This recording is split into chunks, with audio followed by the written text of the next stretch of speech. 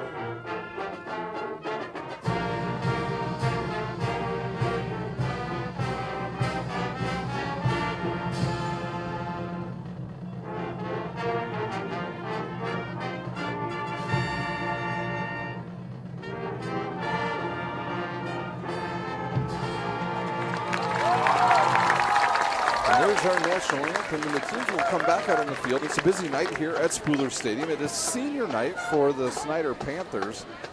They've celebrated about 91 seniors tonight before the game, so the Panthers with a big graduating class as usual at Snider High School. Well, let's take a look at the Summit Athletic Conference standings before we get started here, before we preview this game. Fort Wayne Snider stands atop the conference. They're 7-0 in the season. They're on a 7-game win streak. They've scored 332 points and given up only 99.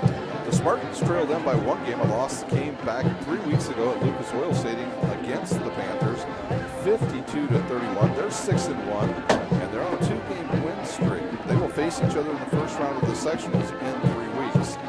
Fort Wayne Dwenger checks in at number 3. They're 5-2 overall. They're followed by Carroll at 4-3, Concordia at 4-3, and Bishop Lures at 4-3.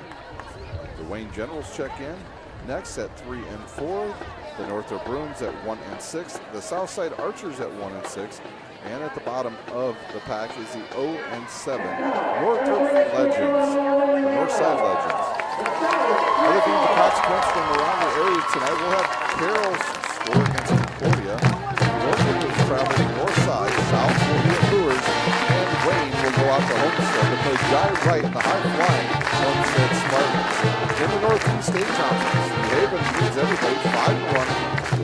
Then two teams at 4-1, East Noble and Leo. Columbia City checks in at the 3-2 mark. Belmont and DeKalb at 2-3, and two teams at 0-5. The Norwell Knights and the Huntington North Vikings. Columbia City's at Leo tonight. DeKalb at Belmont, Huntington North at Norwell. And a big one at East Noble as the Knights will host the New Haven Bulldogs.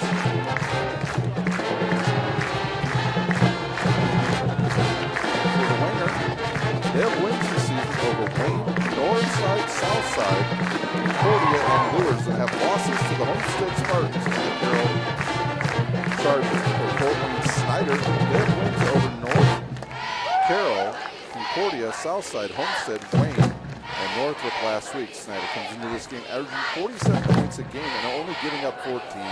The Saints, they only score about 25 a game and they give up 15. They're a very good defensive team. They've given up the second fewest points in the conference. Now here's a look at the starters. First for the visitors on the scoreboard, the Dwenger Saints. They'll start at quarterback, the sophomore, Patrick O'Keefe, number 10.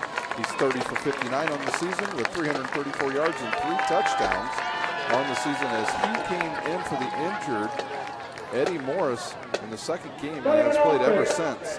They'll have it running back Jordan Hudson, number 23, a senior, 5'11", 215. Chip Clark, a senior, 5'10", 175, number 20. And we also see Hayden Ellinger in there at times at wide receiver. Will be Bradley Black, number 84, a senior, 6', 165. Tommy Steele, a senior, 5'10", 155. Griffin Eifert, number 32, a sophomore, 5'11", 175. And at other times we will see Alex Watercutter in there as well. Joe Tipman will start at left tackle, number 65, a junior, 6'6", 280. Number 57, Nick Hosier, will start at left guard, a junior, 5'9", 225. At center, Alex Coltman, a junior, 5'11". Number 63, Mitchell Campbell, a senior, 6'3", 265. And at right tackle, Drew Dicer, number 74, a senior, 6'2". On defense, for Dwenger, they will start at defensive end, A.J. Brady, number 83. Joe Tipman will start at defensive tackle, number 65. Number 51, Jacob Fabine will start at nose tackle. At defensive end will be number 31, Will Kohler, a senior, 6'2", 215.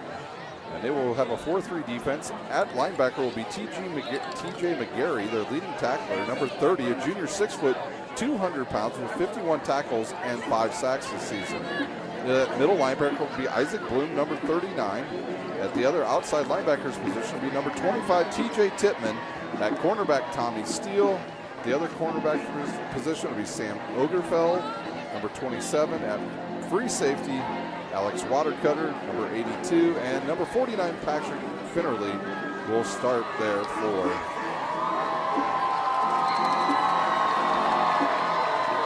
the Saints. Now for Snider, they will change it up on offense tonight with some injuries that have cost them some different starters here tonight. They'll start at quarterback, Michael Hopper, a senior, 6 foot, 180. Done a great job the last 4 weeks in managing the offense for the Snider Panthers. At running back, number 1, Christian Covington, a senior, 5'10", 190. 21 yards on the season and 19 touchdowns. We have an injury today, so out. Michael Lito Jr. will go, and in will come Demary Merriweather, number 13. The other wide receiver will be David Knockerson, number 2. At tight ends, it will be Simon Dellinger and Drew McCready. At left tackle, it will be Garrett Carroll. Left guard, Jackson Reed. Starting tonight at center will be Caleb Isley. At guard, it will be Will Schwartz. And at right tackle, it will be Matt Eastman. On defense, Panthers has some injuries as well, but they'll start as usual 4-3 defense. Justin Kopke and Kerry Perry will start at defensive ends. At defensive tackles, it will be Lawrence Johnson and Zach McDowell. At linebackers, it will be Jordan Hogue, Brandon Thompson, Dalston Duff. At cornerbacks, it will be Tavares Brown, Luke Owens. At free safety, will be Ethan Hoover and Hunter Causey. So those are your starters for tonight's game here at Spooler Stadium. A beautiful night we've got in store for you as we have live action here on SummitCitySports.com.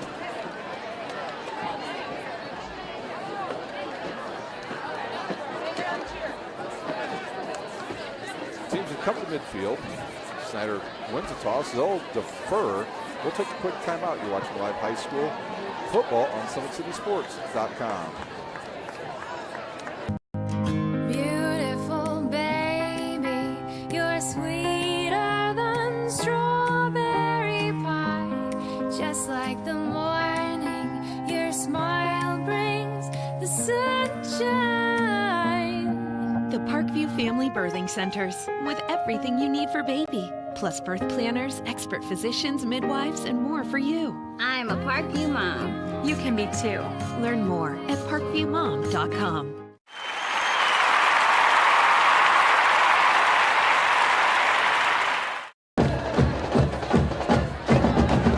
We're back live here at Spooler Stadium as we're ready for kickoff between the Snider Panthers, the number 2 ranked team in 6A.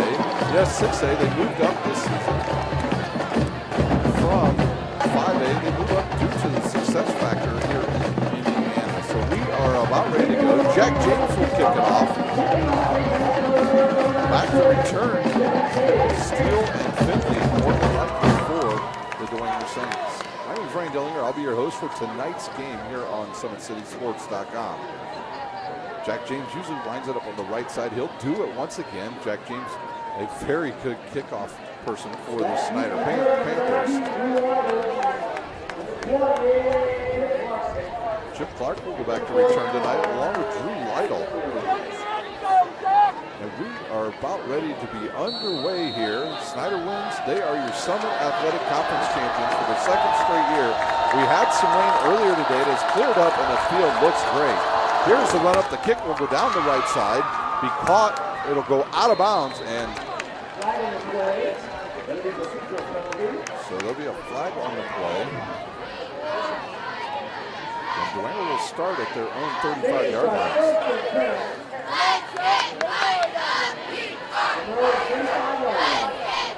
The Saints will get good starting position here in the first half.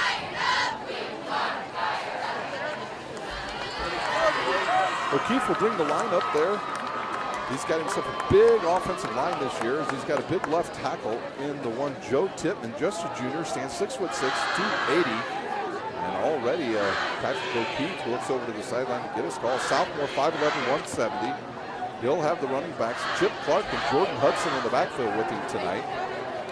Hudson, a thick running back. Now they'll start the pistol formation. They'll have double running backs will flank the quarterback. Watch for the option here. Here's the give to Hudson. He's met right in the hole by the Snider Panthers, and Hudson will go nowhere on that play as Kerry Perry comes up with a stop for the Snider Panthers.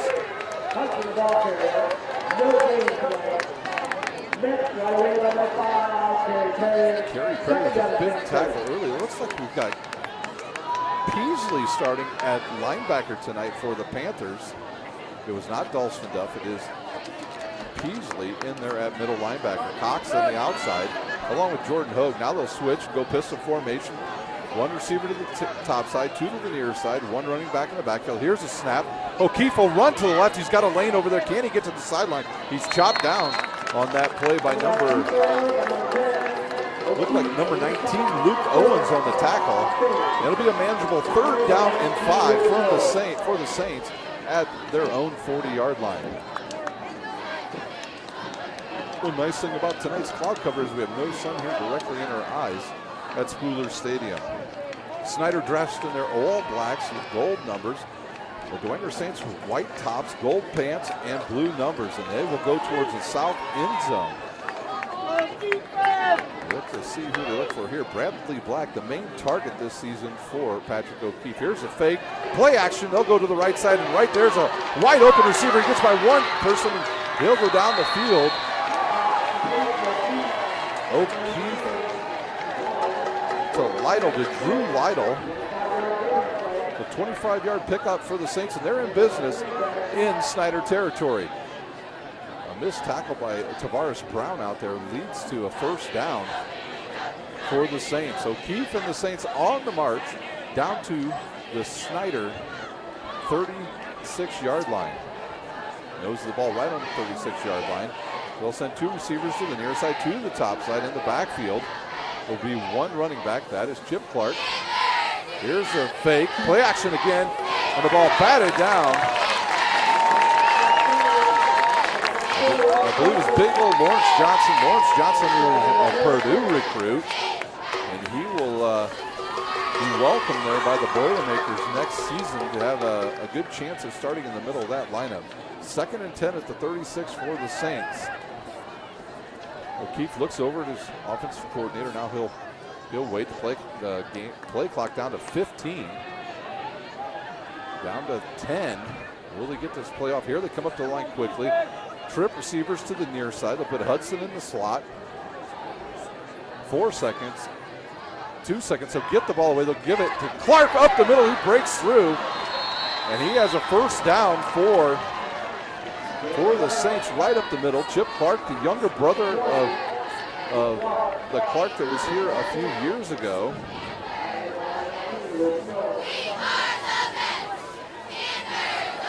So Amon Clark's little brother picks up a first down here, and Saints with 2 first downs here to opening this half. Clark in the backfield once again, 3 receivers to the near side, 1 to the short side. They'll give it into the middle to Chip Clark, and there is nothing there. A host of Panthers on the tackle. At the bottom of it, Justin Kopke and Zach McDowell. 2nd down and 10.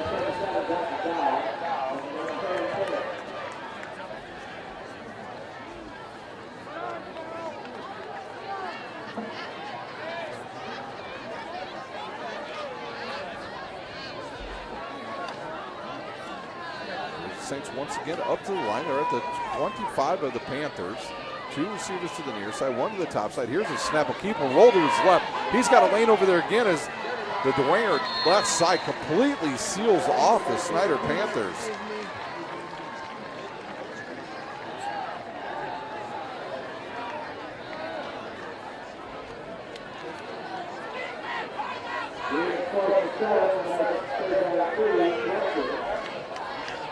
We have manageable 31 now for the Saints.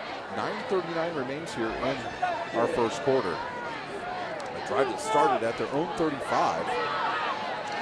2 running backs in the backfield. Single receivers each side. They'll give it into the middle to number 25, and he'll turn and have the first down.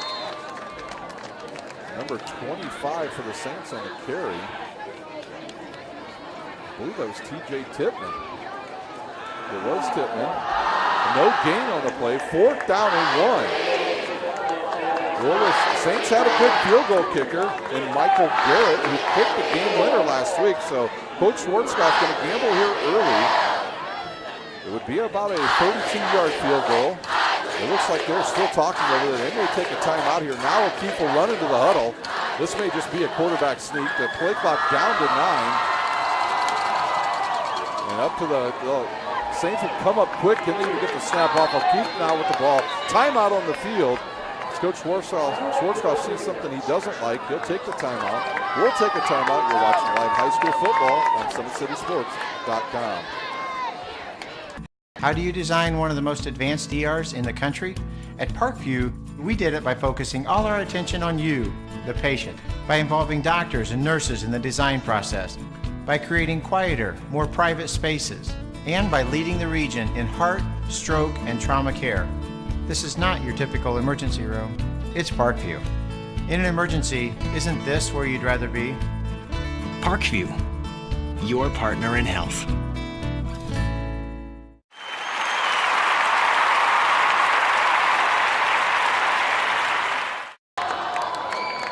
We're out of our timeout here at Spooler Stadium. The Saints will go for it 4th and less than 1 from the Panthers 15. See if they overload that left side. They've had 2 good running plays that way already here in the first half. They'll go power formation. O'Keefe under center. See if he looks to draw the Panthers off. He'll turn and give the ball in the middle to Tippmann. He'll get the first down.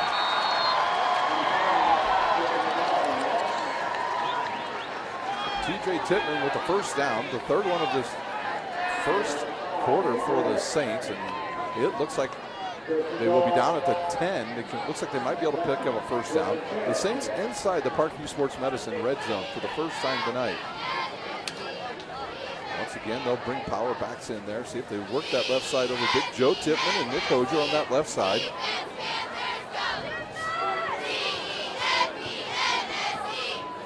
Running backs will flank the quarterback. He'll turn, give the ball in there once again to Tippmann, but the Panthers right there, short gain for the Saints.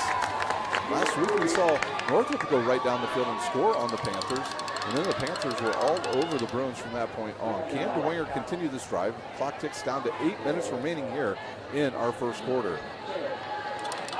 Second and goal from the 7.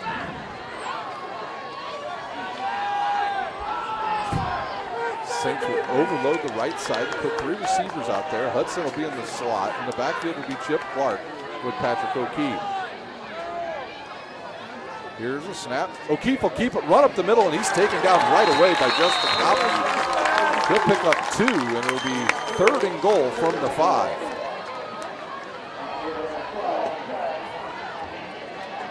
So Copley on the tackle.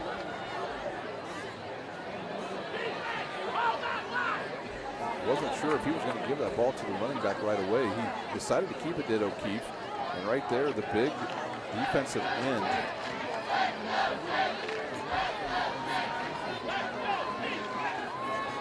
And now once again, they'll spread the Panthers out. O'Keefe all alone in the backfield. Will the Panthers blitz here? They will not. Straight drop back, 3-step drop, quick throw, and wide open is number 19.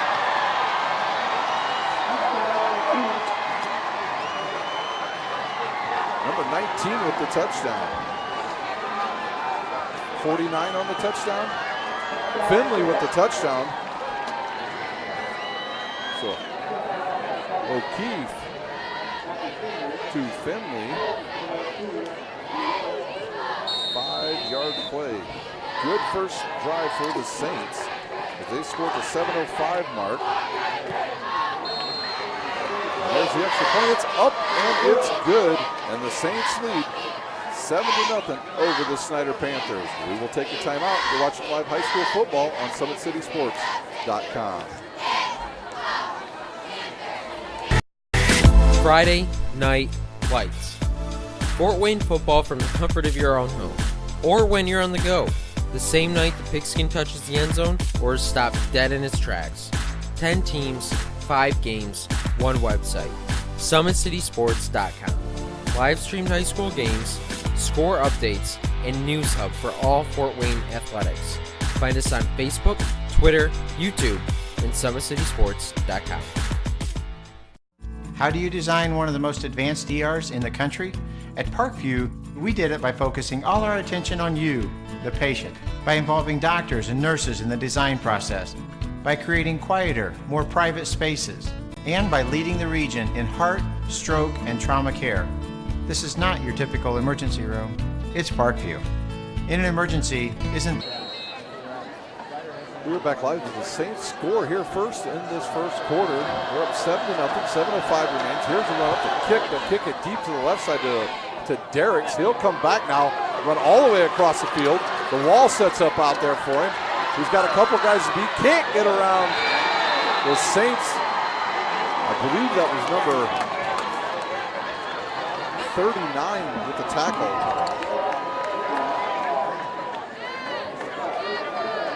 Blum on the tackle, and the Panthers will start inside their own territory at their own 14. Snider will start double tight ends. They'll start Maxwell and Oxison as wide receivers. Covington in the backfield. Here's the handoff to Covington right up the middle. And why not? The leading scorer in the SAC for touchdowns by all running backs.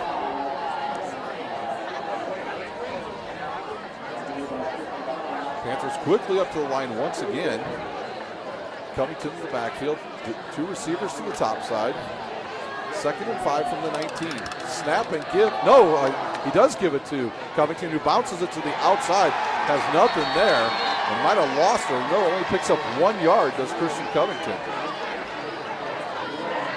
Bunch of Saints there on the tackle for Bishop Dwenger. I think it might have been Fabini in there on that tackle. Now a 3rd and 5 for the Panthers. If Hoppert would have kept that last pass, he would have had a big game. He'll fake roll. He'll look to the outside, looks for his big tight end, who can't hold on to the ball. And there's a fumble on the field. They say a fumble on the field. And the Saints will have it in Snider territory. And Dwenger down on the field as he took a big hit after he caught the ball. I'm surprised they called a fumble on that play. He barely had the ball and didn't even hardly turn around. So the 27 now for the Saints. They're in business in Snider territory.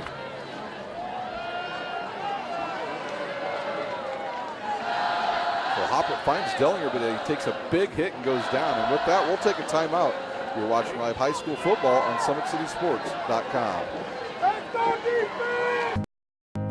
Beautiful baby, you're sweeter than strawberry pie.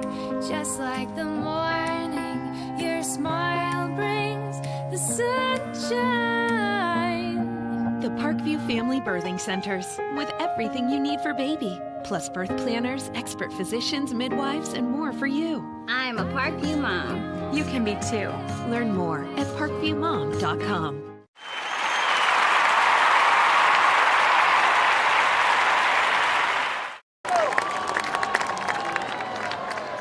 It looked like the big tight end, Simon Dwenger, just got the wind knocked out of him. When you see the coaches come over and lift the player's arms up, that usually indicates that he had the wind knocked out of him.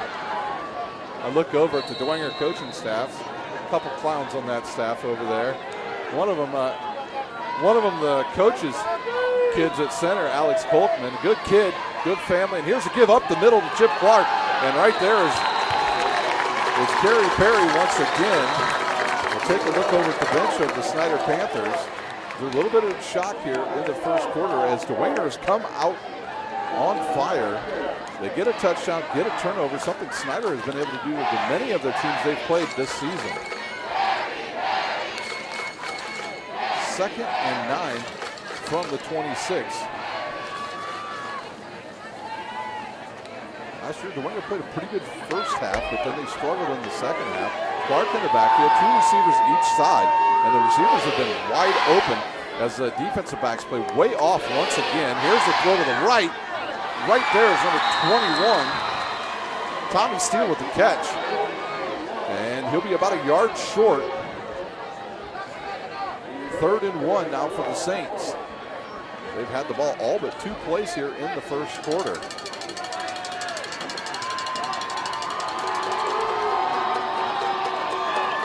Snider, with that soft defense that they play, it allows a lot of first downs. They don't blitz a lot this year. No Austin France today, suffering from an injury to his left shoulder. Now they'll keep under center, power I formation. Here's the snap, the give to Steele, to TJ Tippmann, I believe, number 25 again, and he'll have a first down. Yeah, first down Saints, TJ Tippmann. He comes into the short down situations and powers forward behind the big offensive line. First down inside the Parkview Sports Medicine red zone.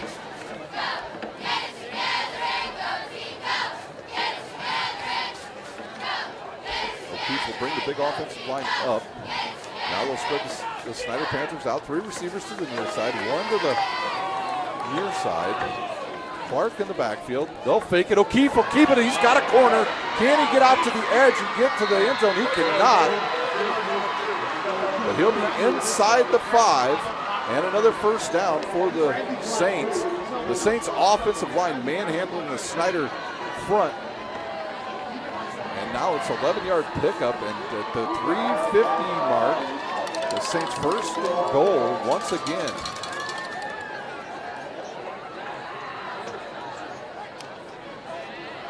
Tommy Steele fired up. Play clock down to 10. Here's the snap. The give to Tippmann. He'll look to the outside. Can he get to the outside? He's slowed down by Luke Owens, who comes up from his free safety position. Then Kerry Perry cleans it up. Short gain. Jordan Hope comes up and puts the running back Tippmann down. Dwenger, no hurry.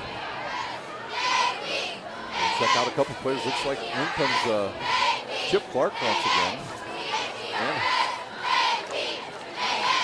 maybe Hudson as well. It is Hudson, and Chip Clark will check in. Play clock down to 10. They'll spread up the Snider Panthers. 3 receivers to the near side, 1 to the top side. Clark in the backfield. Here's the snap. The give right up the middle. Clark's close, and I think he's in. They're saying he's down. He's very close. And a Snider player laying on the ground. As Zach McDowell lays on the ground for the Snider Panthers. 3rd and goal from the 1. With that injury on the field, we will take a timeout. You're watching live high school football on SummitCitySports.com.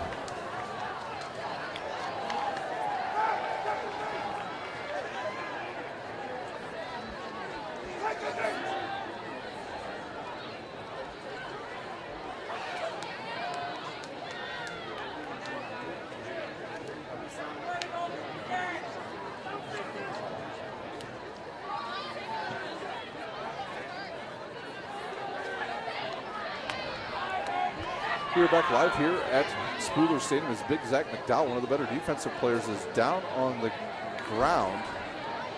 It looks like they're checking an ankle or a knee. Dwenger on the march again. 1st and goal from the 1-yard line. They got the ball back after a pass was knocked away. It looks like McDowell's going to be all right. He's up and walking off the field.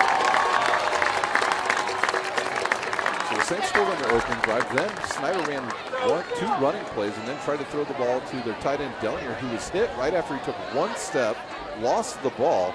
The Saints got it back at the 27, and now they're on the doorstep once again as they will go with 3 running backs in the backfield. O'Keefe under center. He'll turn, give it to Tippmann again, and he'll score from 1 yard out. Saints on the board once again at the 2:51 mark here in the 1st quarter.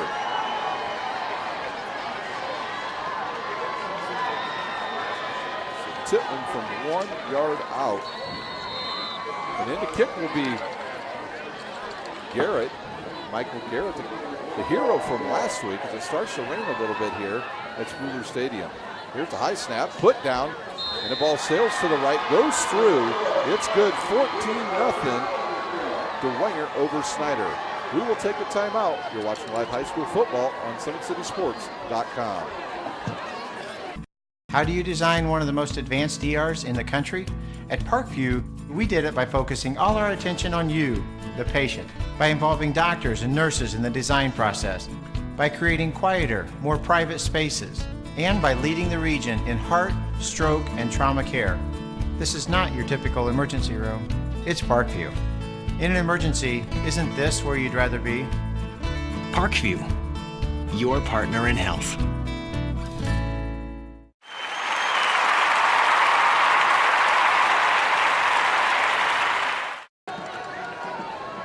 The Saints again on the board at the 2:51 mark here of the 1st quarter after they get a turnover and only take about 6 plays, and they get into the end zone. And now Garrett will kick off once again. He'll run up. Here's the boot. Oh, it's a fake. And the ball falls on the ground, and right there is a Panther, and the Panthers will start at their own 30. Ooh, a dangerous play there. It's number 81 for the Panthers. He just falls on it, wisely falls on it. That's Andrew Sims. The Panthers with a little better starting position this time. Looks like they'll start at their own 32.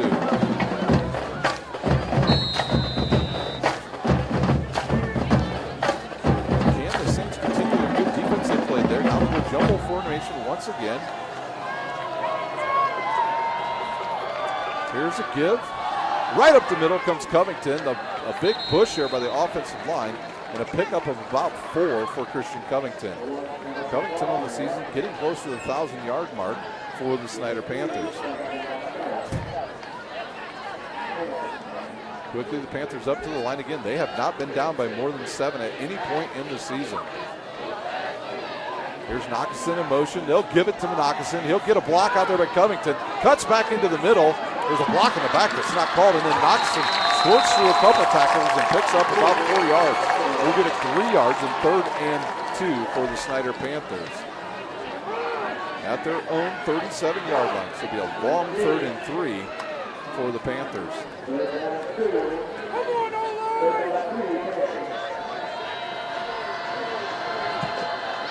Two tight ends once again for the Panthers. Here's the snap, the roll, the drop, the look. He'll throw it deep over the middle, and it is dropped. It's dropped by Maxwell as he takes a big shot by number 27. Ogerfell on the play, and Snider Panthers will have to punt. So Maxwell wide open. The ball hits him right in his hands, takes a big hit, and loses the ball. So the Panthers cannot hold on to the ball on the offensive side. 1:49 remains here in our first quarter from Spooler Stadium. Dwenger to snap, back to kick, Jack James. He has a long this season of over 50 yards, no wind to speak of. Play clock down to 1. They get the snap off. Here's the rush, and an end-over-end kick. The ball will come down and be down at about the 30-yard line of the Saints.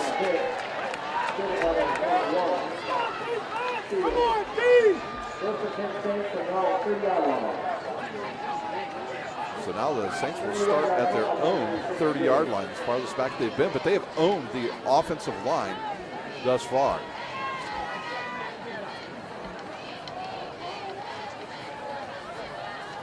O'Keefe now once again with the offense, bringing it up.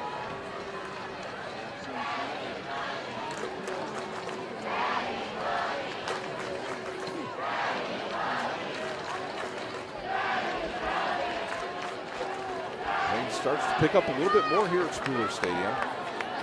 Double tight ends now for the Saints. Here's the roll to the left, the option. They'll pitch it to the outside, and that's a loss of about 6 yards. Friday is either Hudson or Chip Clark to try to pitch the ball to. I'll say Hudson. And on the stop for the Panthers, and another player comes up limping. That's Luke Owen, who made the tackle. He's the one limping. Loss of line, 2nd and 15 now for the Saints. Game clock down to 1:10 here in our first quarter. Receivers to the near side. O'Keefe looks, throws over the middle, finds a guy, and then it goes through his receiver's hands. But he's looking for number 49 on that play.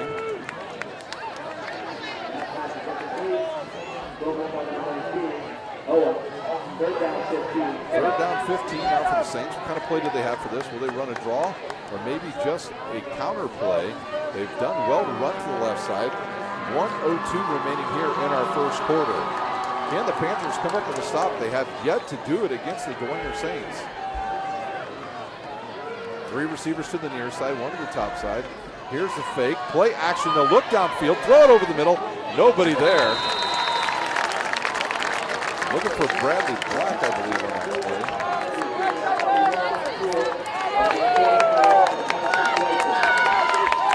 So the Panthers finally with the stop here in the first quarter. Saints will have to punt. Garrett will punt from about his own 10-yard line. Will the Panthers decide to come after him here? Back to receive Derricks and Hoover. Hoover already with a punt return this season. Play clock down to 9. High snap, caught. Here's the kick. Nice spiral kick. Will come right down to Derricks. He loses it. The ball's free on the ground, and it's picked up by, I believe, Brandon Cox of the Panthers. So almost another disastrous play for the Snider Panthers. Panthers, just like last year in the semi-state, having a hard time dealing with the conditions. Panthers will start at their own 35 with 48 seconds remaining here in our first quarter. They'll line up with trip receivers now to the near side. And now they'll spread out Dwenger. Dwenger has yet to realize that 3 receivers have lined up on the near side.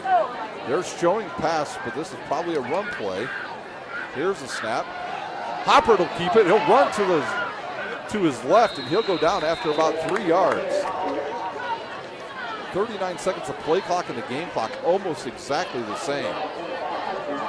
Snider will go with no tight ends in there, as now they will bring in a tight end. He'll be on the left side. Dwenger staying in their alleys here early.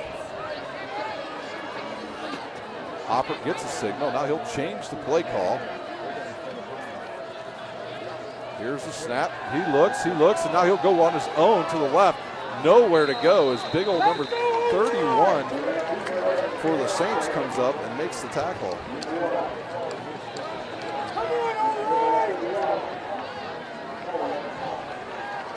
That might be it is our last play. That will do it for the first quarter. After one, it's the Saints over the Panthers, 14-0. You're watching live high school football on SummitCitySports.com.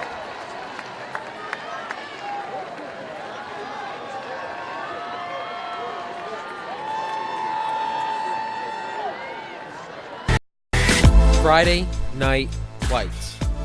Fort Wayne football from the comfort of your own home. Or when you're on the go, the same night the pigskin touches the end zone or is stopped dead in its tracks. 10 teams, 5 games, 1 website. SummitCitySports.com. Live streamed high school games, score updates, and news hub for all Fort Wayne athletics. Find us on Facebook, Twitter, YouTube, and Summit City. We're back live here at Spooler Stadium. The Snider Panthers out for 36 from their own 39. Yet to get one of these third downs. 2 receivers to the near side, 1 to the top side. They'll cover up the tight end.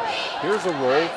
Hopper will keep it and will run up the middle, and he is driven back by the Saints.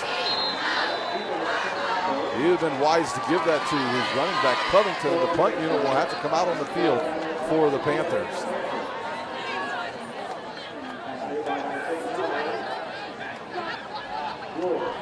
Bloom with another tackle for the Saints.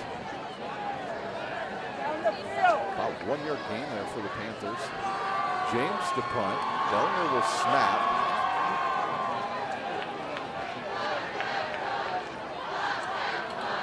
Here we go. Here's the snap. Good snap. The rugby style kick. It'll go deep.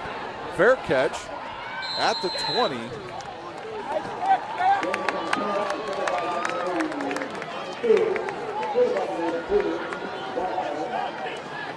So now the Saints will have it from their own 20, the deepest starting position they've had here in the first half.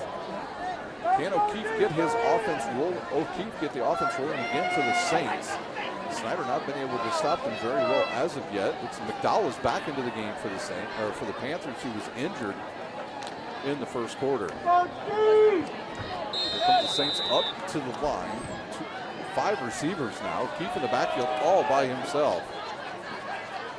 He'll put Hudson in motion. He'll come into the backfield. He'll give it to Hudson. He'll run off the right side. He'll turn upfield. He's getting close to a first down. He'll pick up the first down. So the Saints way more physical tonight than the Snider Panthers.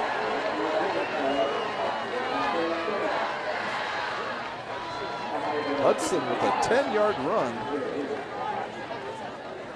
What's at stake tonight is the Snider Panthers win.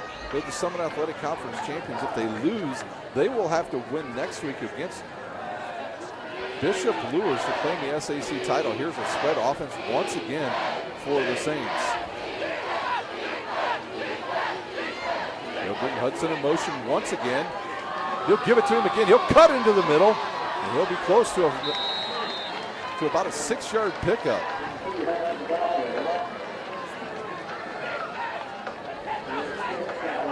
Six more yards.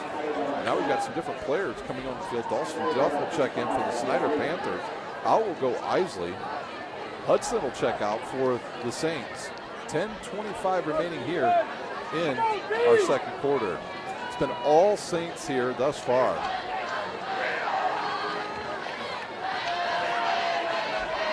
Here's a straight drop.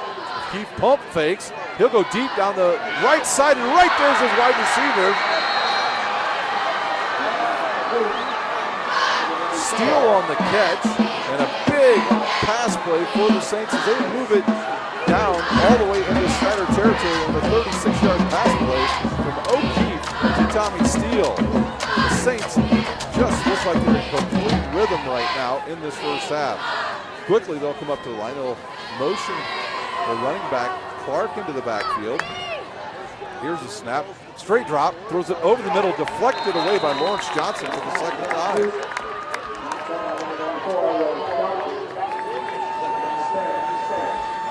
Come on, defense! Go defense! Go defense! Oh!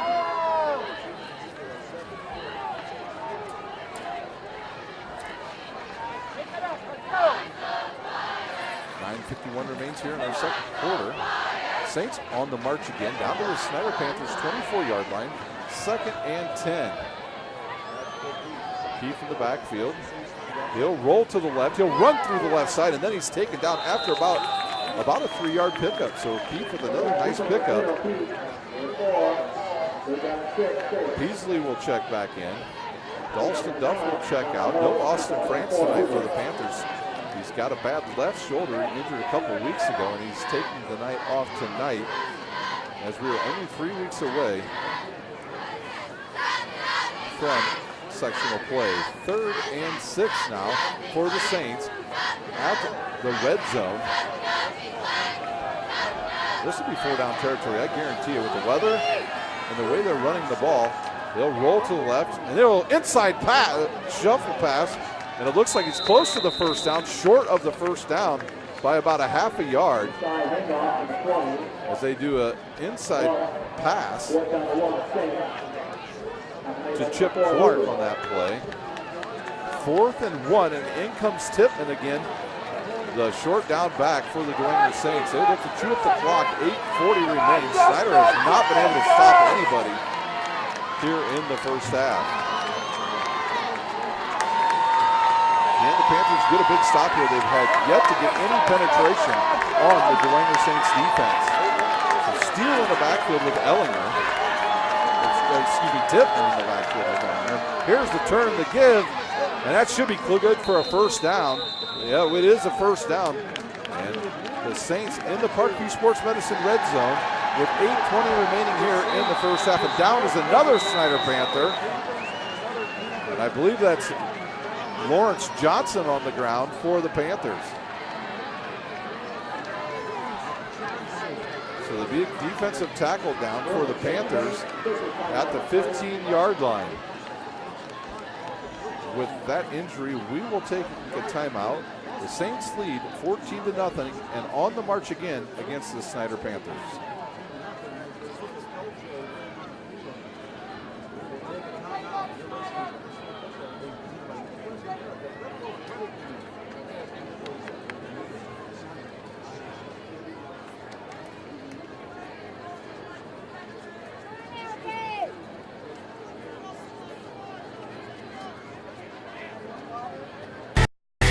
Friday Night Lights.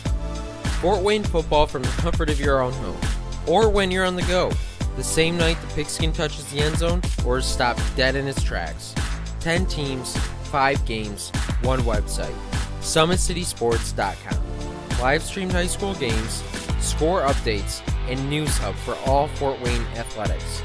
Find us on Facebook, Twitter, YouTube, and SummitCitySports.com. How do you design one of the most advanced ERs in the country? We're back live here at Spooler Stadium. Lawrence Johnson walks off the field. So then we'll see if the Saints will test the defense right there. Here's a snap, a low snap, a fade thrown to left corner. And they're going to call a penalty on the Panthers. And if that is in the goal, inside the goal, it'll be at the 1-yard line. So this will actually be a half the distance to the goal penalty on the Snider Panthers.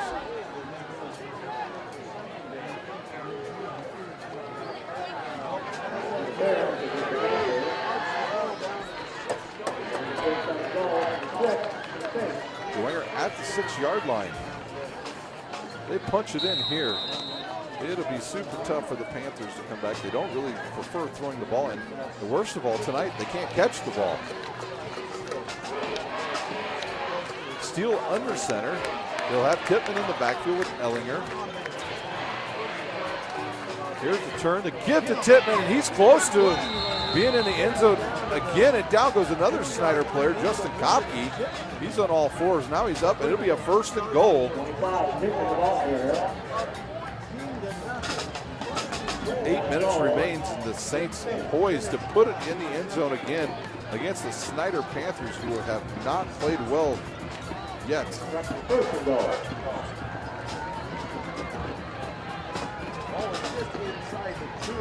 Here's the snap, the give to Tippmann, and he'll score from 2 yards out. Dwenger on the board again, and they have a commanding lead now, 20-0.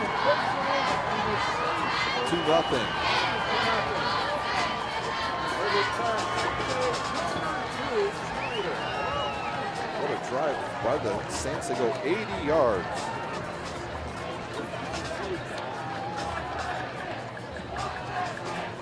Garrett in to kick here. There's a snap. It's up. Goes towards the left, and it'll sail through. The Saints lead 21-0 over the number 2 ranked 6A Snider Panthers. We'll take a timeout. We'll watch live high school football on SummitCitySports.com. Beautiful baby, you're sweeter than strawberry pie. Just like the morning, your smile brings the sunshine. The Parkview Family Birthing Centers, with everything you need for baby, plus birth planners, expert physicians, midwives, and more for you. I'm a Parkview mom. You can be too. Learn more at parkviewmom.com.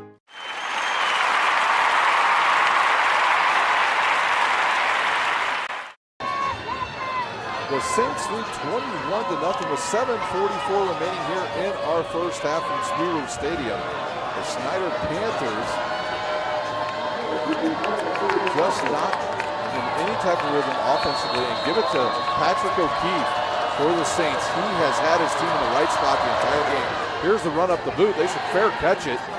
Said they'll just bring it down and fall down on the ground. The ball will be at about the 36 for the Panthers. The Panthers have had pretty good starting position. They've started at their own 32, the 35, and now the 36.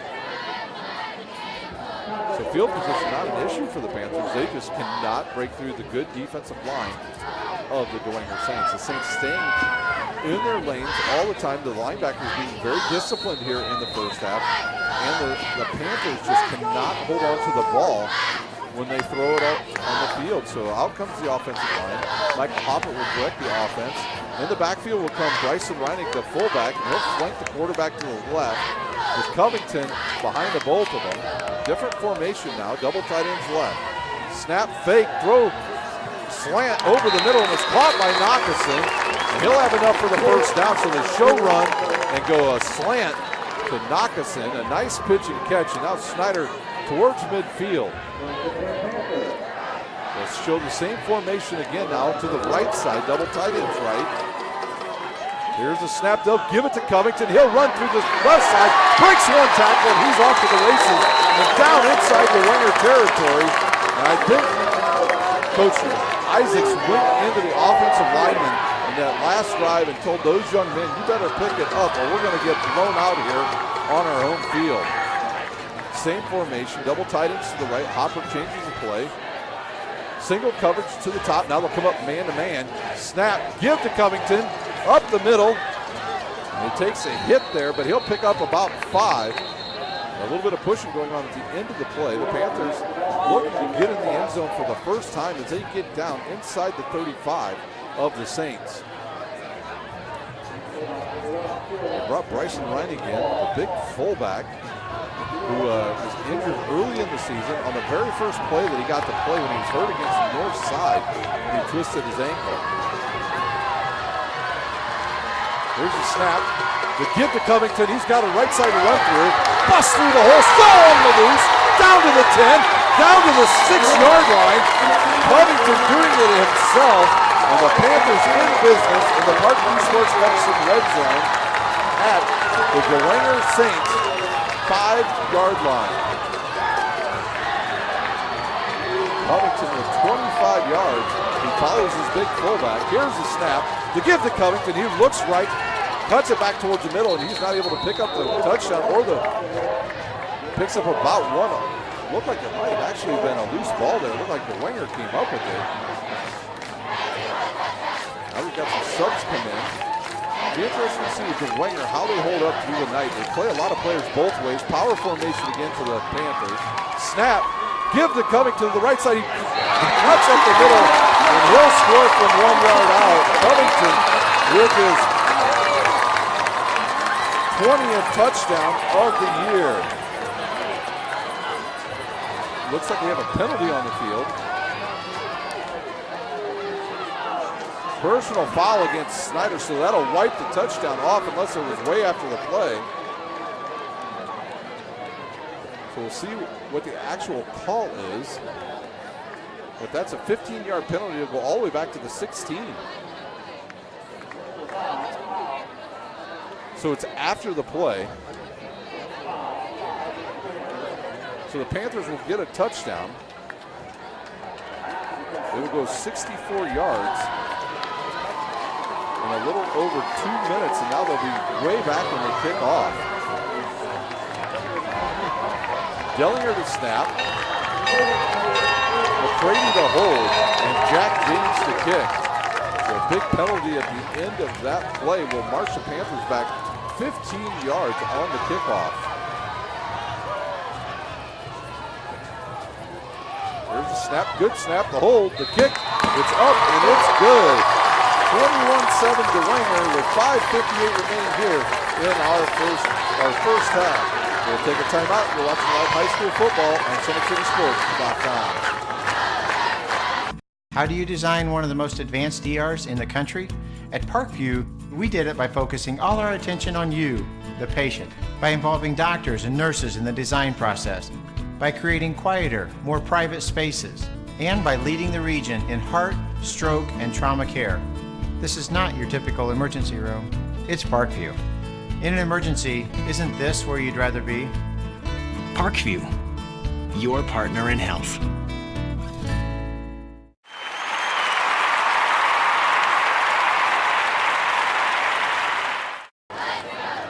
Jack James, number 96, he'll come out to kick now for the Snider Panthers. Jack James just has missed one extra point on the season 2 weeks ago against the Wayne Generals. The ball now will be kicked off from the Panthers' 25-yard line after a sportsmanlike conduct call called on the Panthers after the touchdown. 5:58 remains here in our first half. Jack James, center fielder on the Snider baseball team.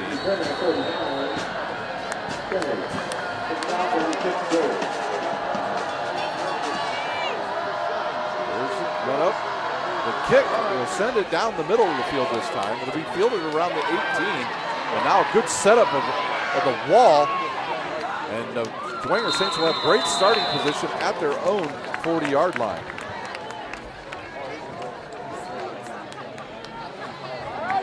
A big drive here again from the Saints. Can they put points on the board again before halftime? 5:50 remains. First down from their own 40. A couple of injured Snider players now back out on the field. Lockett in now at right defensive end for Justin Kopke, who was injured earlier. So Kopke out, Lockett in. Lockett transfers from Cathedral High School. Here comes the Saints offensive line that has just owned the Snider defensive line thus far. Trip receivers to the near side. It's quick drop, 3 steps. He'll look over the middle. He'll fire. Picked off by the Saints. The Panthers, Dalston Duff. He turns. He's got a room to run. Will he score? He's going to score 5, 10. Touchdown, Snider Panthers. A 45-yard interception return by Dalston Duff. And the Panthers close within 1 score of just 12 seconds it takes him to get that ball and score as O'Keefe underthrows his receiver and Dalston Duff intercepts it, runs it back from 45 yards out. Wow, so the Panthers, who look just out of sync, catch a break on a turnover. and return it for a touchdown as Dalston Duff runs it in. Dwenger to snap. McCready will hold. Here's a snap. It's up, and it is good. 21-14, Dwenger leads with 5:36 remaining here in our first half. We'll take a timeout. You're watching live high school football on SummitCitySports.com. Beautiful baby, you're sweeter than strawberry pie. Just like the morning, your smile brings the sunshine. The Parkview Family Birthing Centers, with everything you need for baby, plus birth planners, expert physicians, midwives, and more for you. I'm a Parkview mom. You can be too. Learn more at parkviewmom.com.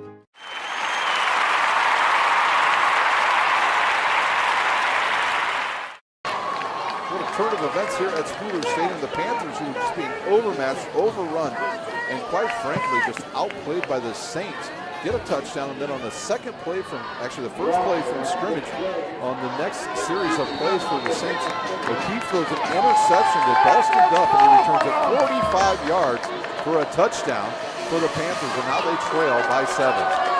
James to kick off on his 40. Here's the boot, a big boot. They'll catch, Saints will catch it, slip, and run to the middle again, and he's got a lane to run through, and he'll come down at his own 30-yard line. I believe it was number 38 on the return.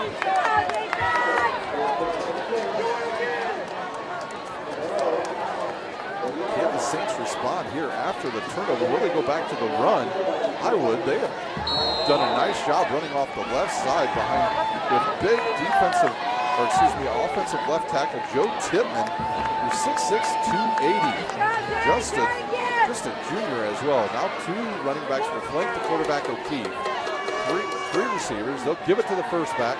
That's Hudson. He's goes into the middle and then cuts back to the left and is brought down by Luke Owens of the Snider Panthers, but he'll pick up 5. Owens on the tackle. Game clock down to 5:10 remaining here in our first half. Keith and the Saints get the call. Same formation. But they only have one receiver, double tight ends. Now they put a tight end in there. Here's the give once again, right up the middle to Hudson, and he'll have the first down. He'll drag Lawrence Johnson and Kerry Perry for a first down. Panthers unable to get no penetration here in the first half on that offensive line. They've done a nice job of base blocking, pushing the Snider defense straight back.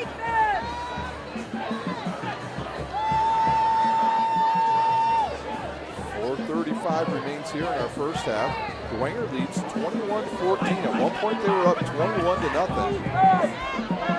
And now they'll spread the Panthers out again. Clark in the backfield with O'Keefe. Here's the snap. The give to Clark. He'll stutter. And that's one thing you don't want to do. He gets out of a couple tackles.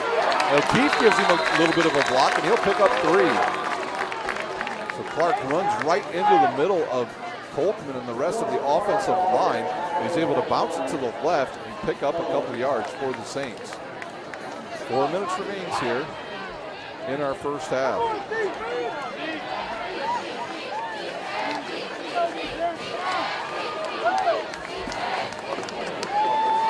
Dwenger now with 3 receivers to the top side, 1 to the near side. Clark in the backfield with O'Keefe.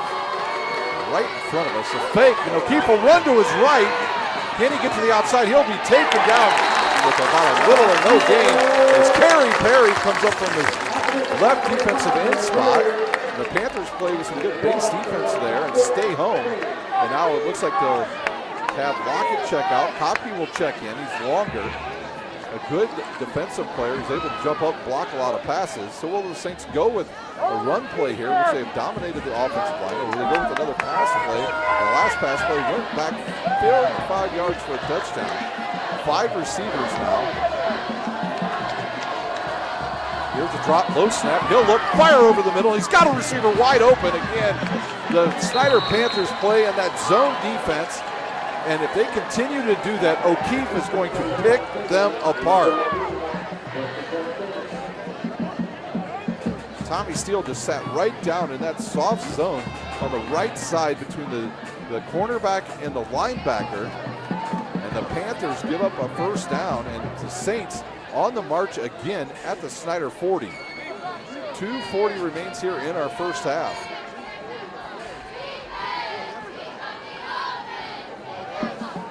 Here we go, 2 backs in the backfield. They'll give it to the second one. Oh, and he is brought down quickly as Chip Clark gets hammered. All the way up from the safety position is Ethan Hoover. He'll make the tackle. No gain on the play, maybe a half a yard. Dwenger here wants to hold the ball for the remainder of this first half because the Panthers will get it to start the second half. O'Keefe will spread the offense out once again. 3 receivers to the top side, 2 to the near side. Here's a snap, low snap, he drops the ball, picks it up.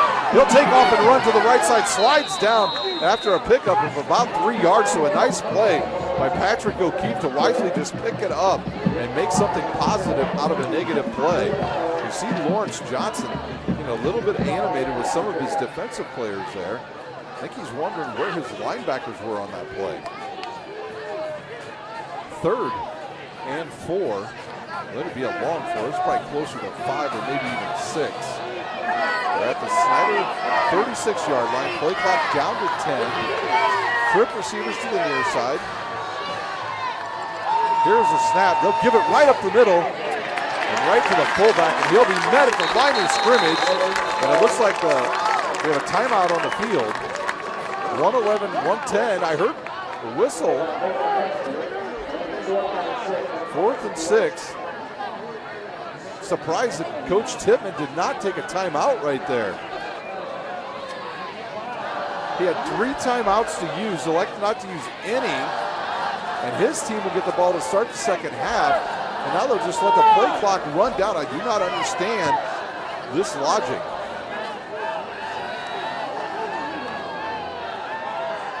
So Saints will punt from midfield. The Saints will just take a penalty. The Snider Panthers let almost 40 seconds run off the clock. So a timeout on the field.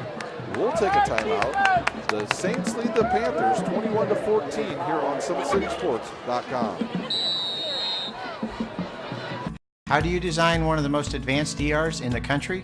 At Parkview, we did it by focusing all our attention on you, the patient, by involving doctors and nurses in the design process, by creating quieter, more private spaces, and by leading the region in. The timeout is over here at Spooler Stadium. The penalty will march the Saints back 5 yards. They'll punt from their own 45. And now another delay of game on the Saints, so they'll go back 5 more yards. So after a timeout, they get a delay of game. 31 seconds remain here.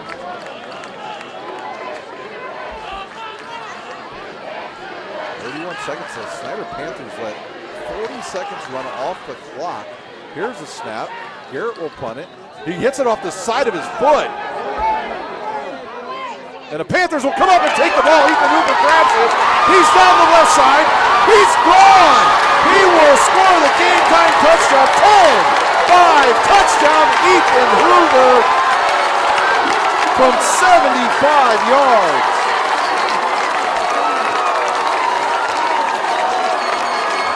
What a play by Ethan Hoover.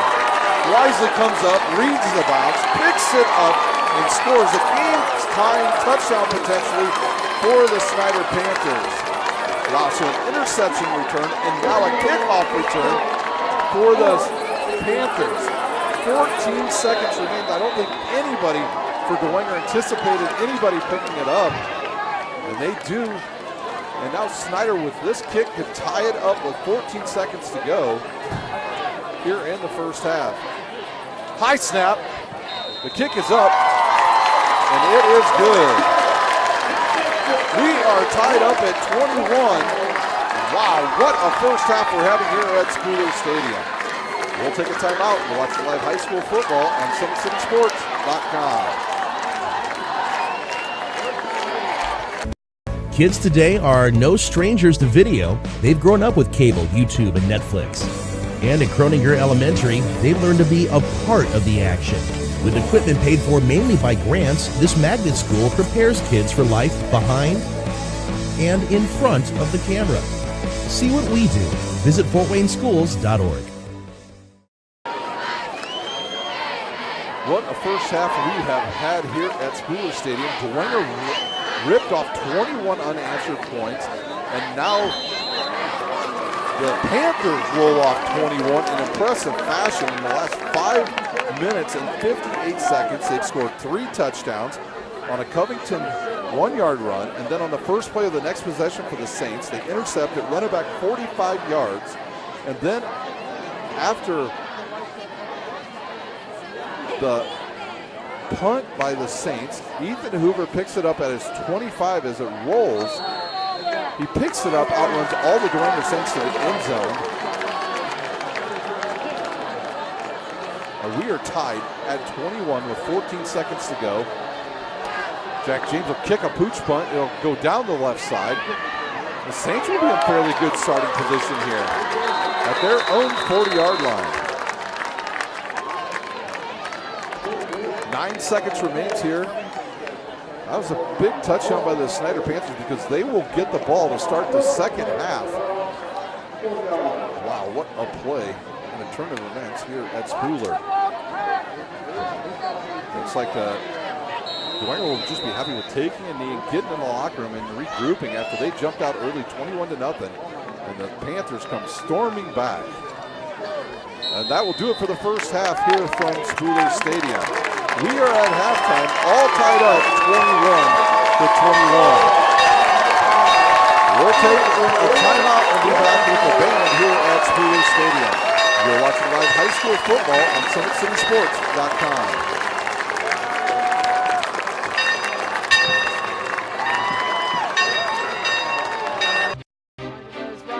Center into the slot to Esther, but broken up by Scott.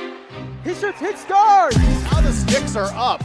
And now this is bad news. Everyone going at it down here in the corner. Fort Wayne Hockey. Plong with the deke. 6 teams. Golden cutter to Ryan Freeby with the shot from the point. He scores! Live stream games new this season. Follow us on Facebook, Twitter, YouTube, and SummitCitySports.com. How do you design one of the most advanced ERs in the country? At Parkview, we did it by focusing all our attention on you, the patient, by involving doctors and nurses in the design process, by creating quieter, more private spaces, and by leading the region in heart, stroke, and trauma care. This is not your typical emergency room. It's Parkview. In an emergency, isn't this where you'd rather be?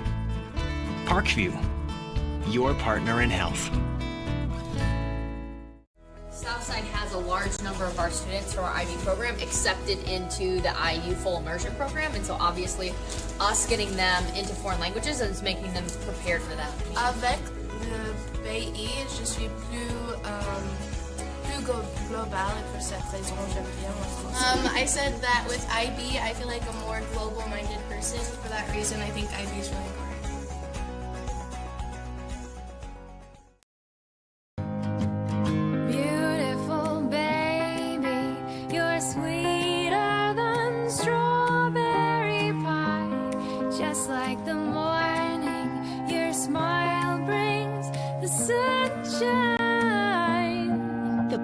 Family Birthing Centers, with everything you need for baby, plus birth planners, expert physicians, midwives, and more for you. I'm a Parkview mom.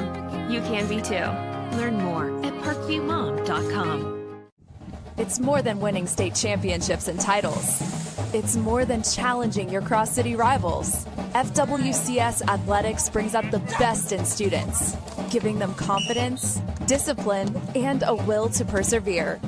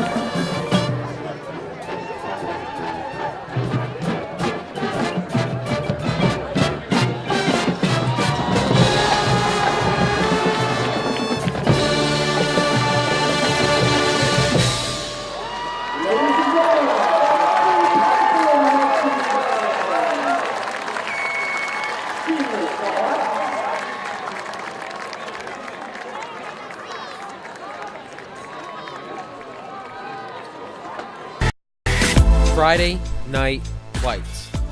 Fort Wayne football from the comfort of your own home, or when you're on the go, the same night the pigskin touches the end zone or is stopped dead in its tracks. 10 teams, 5 games, 1 website. SummitCitySports.com. Live streamed high school games, score updates, and news hub for all Fort Wayne athletics. Find us on Facebook, Twitter, YouTube, and SummitCitySports.com. How do you design one of the most advanced ERs in the country? At Parkview, we did it by focusing all our attention on you, the patient, by involving doctors and nurses in the design process, by creating quieter, more private spaces, and by leading the region in heart, stroke, and trauma care. This is not your typical emergency room. It's Parkview. In an emergency, isn't this where you'd rather be? Parkview, your partner in health.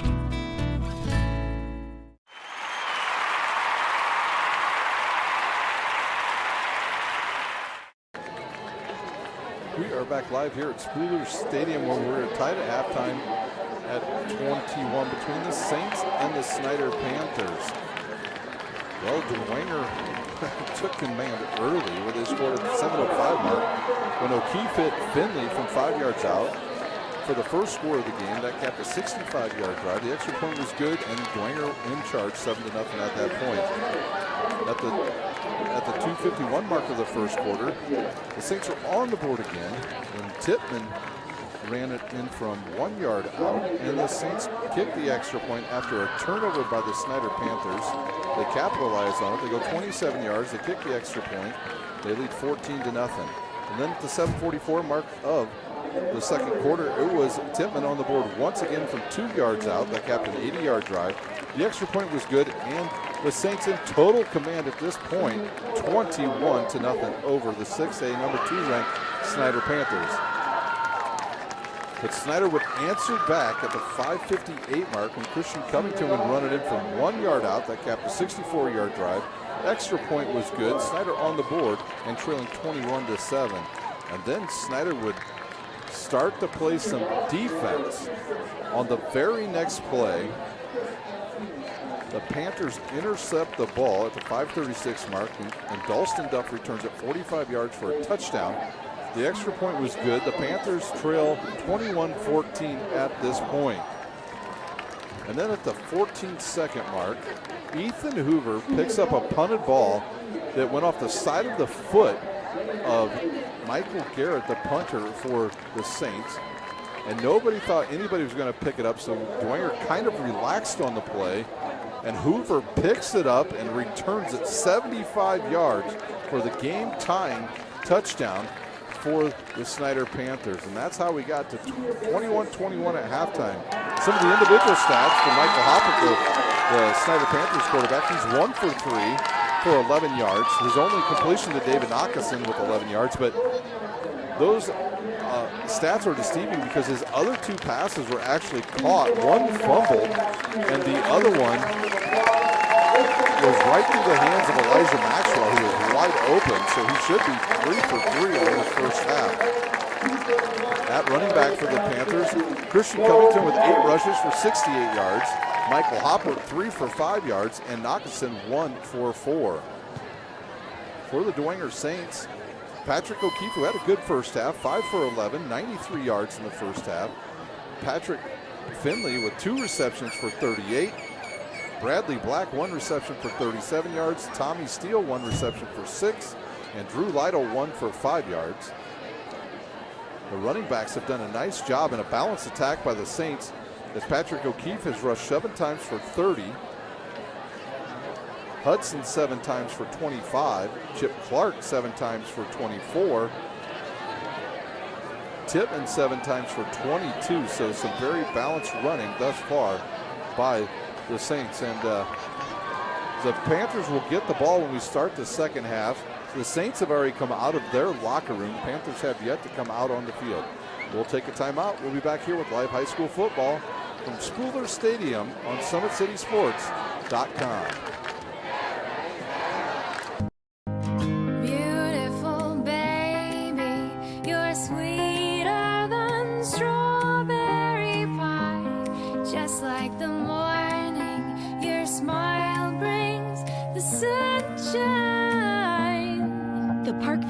Family Birthing Centers with everything you need for baby, plus birth planners, expert physicians, midwives, and more for you. I'm a Parkview mom. You can be too. Learn more at parkviewmom.com.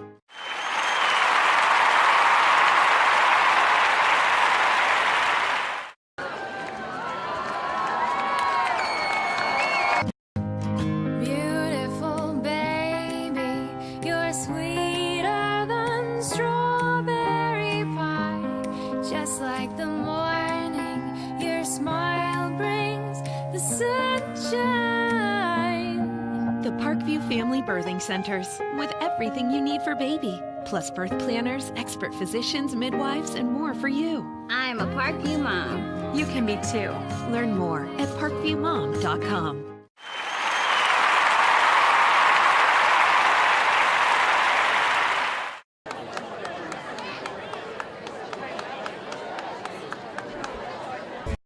Kids today are no strangers to video. They've grown up with cable, YouTube, and Netflix. And at Croninger Elementary, they've learned to be a part of the action. With equipment paid for mainly by grants, this magnet school prepares kids for life behind and in front of the camera. See what we do. Visit fortwayneschools.org. That was lightning. We are back here at Spooler Stadium. We're not sure if we just had a lightning strike somewhere. We've got some rain in the area, maybe a thunderstorm. I wonder if they're going to take the players off the field there or not. Snider just now coming out of the locker room. And I'll tell you what, the Saints came out and they ran out on the field. The Panthers come out of their locker room and just walk out on the field. Not a lot of pep in the Panthers step coming out of the locker room here at halftime at Spooler Stadium. They'll receive the ball to start this second half. We're still stretching, but I think we'll get an extra 3 minutes here, as I do see that we do have some rain moving in from the southwest coming right at us. As I get a set of knuckles from big Jason Fabini, the offensive line coach for the Dwenger Saints, former NFL player with the Jets, the Redskins, and just a great guy to learn offensive line positioning from. As I remember him in high school and then in the pro, so a great guy to have on your staff if you're the Saints. Clock's ticking down to about 5 seconds remaining here in overtime. The team's finishing up their warm-ups here at Spooler Stadium. And now they'll put an extra 3 minutes on the clock. With that, we'll take our final timeout here at halftime, and we will be back with live action here on SummitCitySports.com.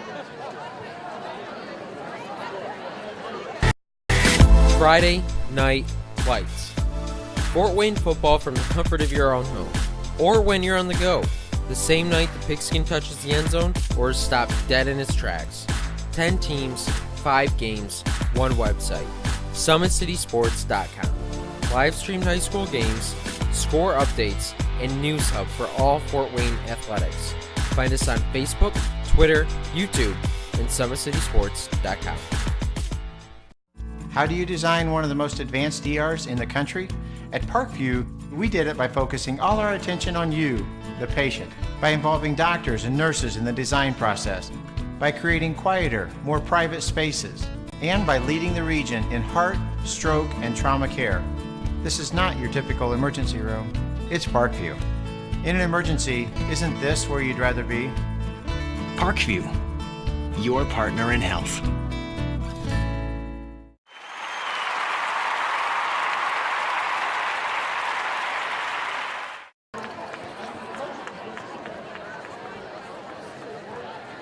How do you design one of the most advanced ERs in the country? At Parkview, we did it by focusing all our attention on you, the patient, by involving doctors and nurses in the design process, by creating quieter, more private spaces, and by leading the region in heart, stroke, and trauma care. This is not your typical emergency room. It's Parkview. In an emergency, isn't this where you'd rather be? Parkview, your partner in health.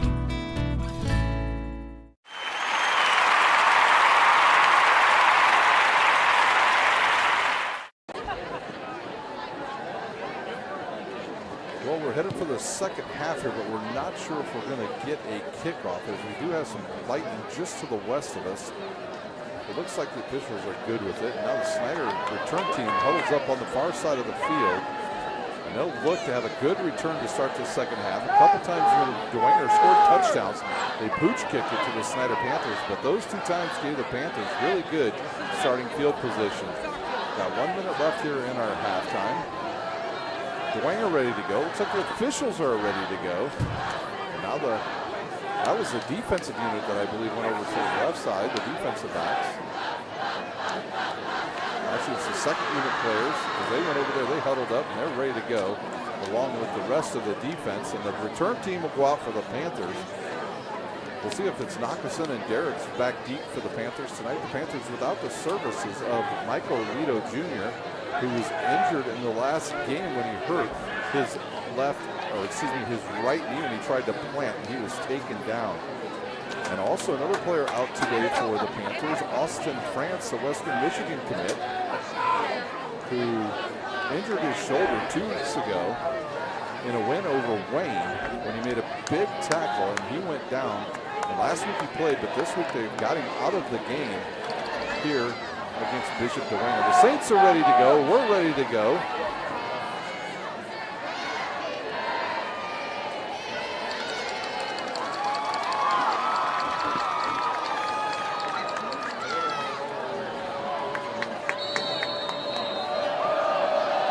Will they pooch kick it again? We'll see. Here's the run up. No, they'll kick it deep this time. It'll come down to Nakasin. He's on the left side, through that side, a wide open hole, and out to the middle of the field comes the Snider Panther runner. He'll run it out to the 44. Ethan Hoover with the return out to the 44, I believe. So the Panthers in good starting position at the 43 behind Ethan Hoover's kickoff return. Hoover already tonight with about 3 or 4 tackles and a punt return for a touchdown. Here comes the big Snider offense on the field. Can they do some controlling of the ball here to start this third quarter?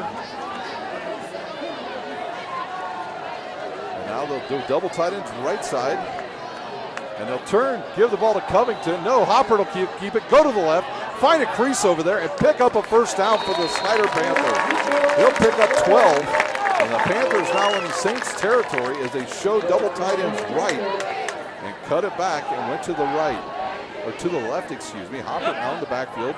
Covington back there with him. We have not seen Anias Lockett yet tonight. Singles receivers to each side. Here's a snap to give to Covington. He stutter steps a little bit like, and there's a flag thrown right into the pile. And it'll be a hold on the Snider Panthers, I believe. They're pointing at a couple players. We'll see what the officials have here. Personal foul on the Panthers. Probably a hands to the face or a chop block there on the Panthers. That'll march it back 15 yards from the spot of the foul.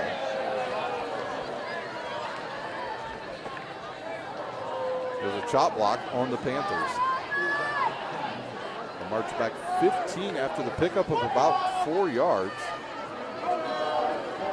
Coach Kurt Tippmann having some words with the official right here on the near sideline. That'll march them back 15. And the Panthers now back into their own territory. Well, that was more than 15 yards.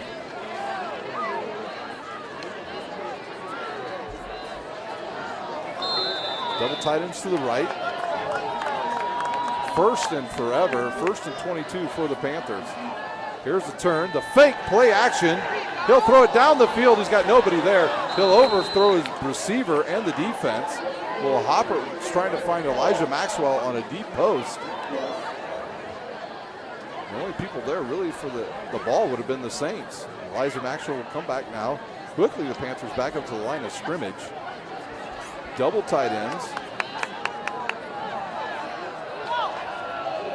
The Panthers stalling once again on offense. One tight end to each side. Here's the turn, the fake, and now Hopper will run it right up the middle. He'll turn. He's got a little bit, got all the yardage back, and he'll get all the way back down to the 41 of the Saints. And now a manageable 3rd and about 7 yards for the Panthers. 3rd and 5 now. Double tight ends left. Single receiver to each side. See what the Panthers will elect to do here. Will they go play action and look for one of their tight ends? And they'll motion a tight end in the backfield, and now he'll go forward a little bit early. There's a nice block. Covington cuts through the middle, and he'll have enough for the first down on the trap block by the Panthers. So McCready comes into the backfield. It looked like he might have gone forward a tad bit early. No call. First down, Panthers. 10:38 remains here in our third quarter. Snider on the move. Here's the snap, the fake. Here's a boot pass. He'll throw it to his tight end. McCready catches it, turns upfield, and he's going to score from 30 yards out. McCready. Hopper to McCready for a 30-yard touchdown pass, and Snider with their first lead here of the game at the 10:23 mark. Nice boot pass to McCready, and he'll get a second touchdown of the season, and he'll get a chest bump from the other tight end, Simon Dwenger, and they look to put the extra point on here, and with that, the Snider Panthers with the first lead here in the second half.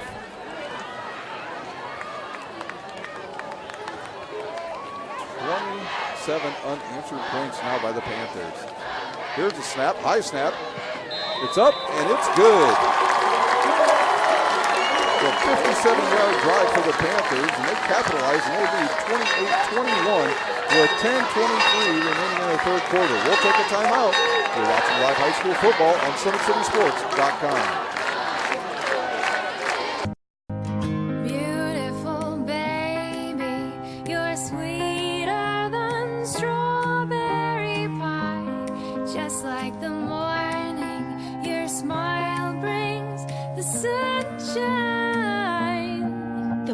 Family Birthing Centers with everything you need for baby, plus birth planners, expert physicians, midwives, and more for you. I'm a Parkview mom. You can be too.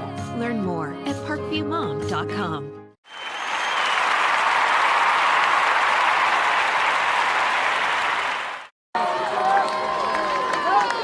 Kickoff now for the Snider Panthers as they take the second half opening kickoff, 57 yards, and score a touchdown to take the lead 28-21 over the Saints. How will the Saints respond after giving up 28 in a row to the Panthers? And a couple of those coming on miscues in the first half. Here's the run up. Here's the line drive kick and offsides on the Panthers, and that'll move them back 5 yards, so a penalty moves them back.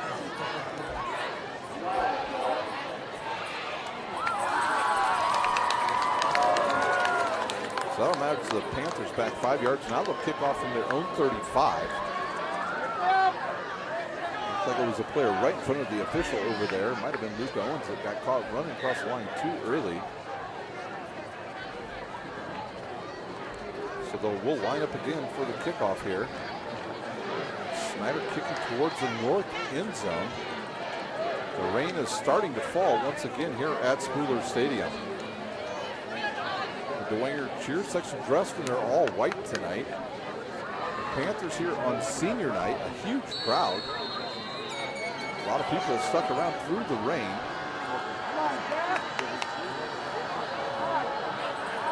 And now we're ready to go once again.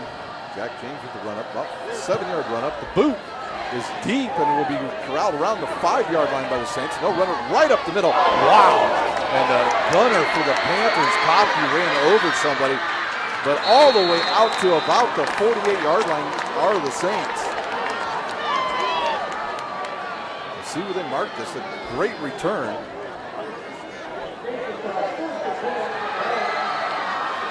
They're going to mark it at the 45.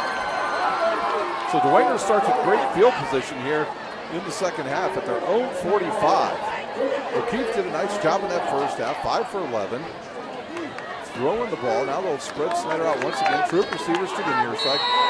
Looks like maybe it's Clark in the backfield with O'Keefe. Hudson in the slot. Here's the snap, the fake, a roll right, and he looks deep. He'll fire. He's got a receiver out there, and he overthrows everybody. I believe he's looking for Tommy Steele on the same play. They had a big reception on earlier, defended there nicely by, I believe that was Causey of the Snider Panthers. So they take a shot deep, try to loosen up those safeties and linebackers here early. Dalston Duff now playing at middle linebacker for the Snider Panthers. Panthers will get some help on defense next week. They anticipate the return of not only Austin France, but Darius Morgan. 2nd and 10 for the 45 for the Saints. They'll have five wide receivers. Now they'll put a guy in motion. They'll roll to the left, and O'Keefe will turn it up. He's got a lane here to the left as Tavares Brown got out of position for the Snider Panthers. Snider Panthers, Tavares Brown does not hold his ground, and he's quickly going to be replaced on the defensive side. Coach Fails going to bring Tavares Brown over and try to figure out what he was thinking on that play as he took off back to the inside, and O'Keefe with a big run, and the Saints now in Snider territory at the Panthers' 39-yard line. Good run by O'Keefe. 2 running backs in the backfield with O'Keefe, single receivers each side. Here's the snap. The give to Hudson right in the middle, and he's stopped. Bounces it back to the middle and picks up about 6 yards. Really good running by Hudson. Some tough sledding in there. 2nd and 1 is Kopke had him in the backfield, but he ran through the tackle and picks up 9. 2nd and 1 at the Snider 25-yard line. Are we looking at a shootout here in the second half from Spooler Stadium? The rain continues to fall. Not a heavy rain, just a pesky rain. Clark and Hudson in the backfield once again. Here's the turn. The give to Hudson again. He's wrapped up quickly by Dalston Duff, but he'll have enough for the first down, and he'll go down. First down. Here we go once again with the Saints on the march, down now to the 22 of the Snider Panthers. They wait for the chain gang to catch up, and then they'll spot it, start the play clock and the game clock. 9:07 remains here in our third quarter. Hudson will check out. Snider's defense has been tested big time over the last 2 weeks. Northrop last week put up 35 on them.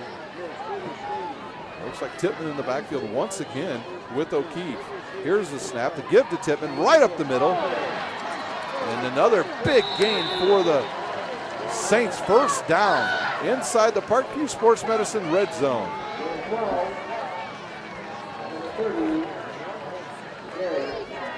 McGarry on the carry as he'll come in and run the ball now. McGarry, I believe, on the Tippmann on the carry.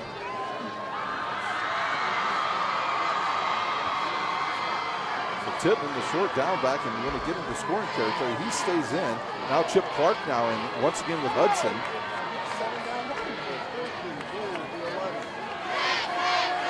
From the 11, the Saints now marching again. Here's a fake, rolls right, does the quarterback O'Keefe. He'll slide down, and he's taken down for a sack by Kerry Perry behind the line of scrimmage. A 1-yard loss. Nice play by O'Keefe. He realized nothing was there. Didn't want to take any chances of losing the ball.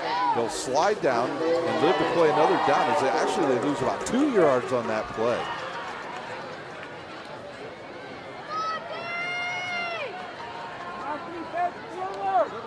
O'Keefe will bring his Saints big offensive lineup that they've done a masterful job tonight of controlling the line of scrimmage. O'Keefe at the 13, 2-step drop. He'll run it right up the middle, but he runs right into, it looks like Zach McDowell on the stop. He ran right into the back of his offensive lineman. And the Panthers right there, and another loss of down. So it'll be 3rd and long. 3rd and 13 now from the Saints. For the Saints at the Snider, looks like 15-yard line. So we've got some subs here. We're going to move some guys around. See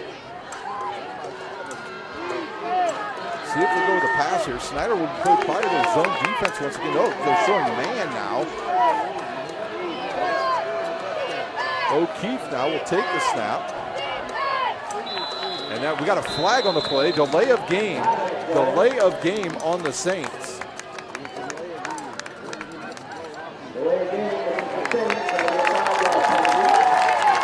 That will march back the Saints another 5.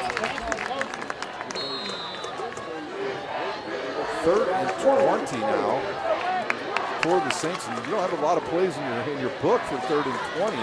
See if the Saints just try to go with something safe where they can get it over the middle and at least have an opportunity at a long field goal attempt. Trip receivers to the near side, 2 to the top. Keith in the backfield by himself. Will the Panthers blitz? We haven't blitzed in 2 weeks. Here's the snap, pump fake. He'll throw it over the middle, and it's caught. No, it's caught.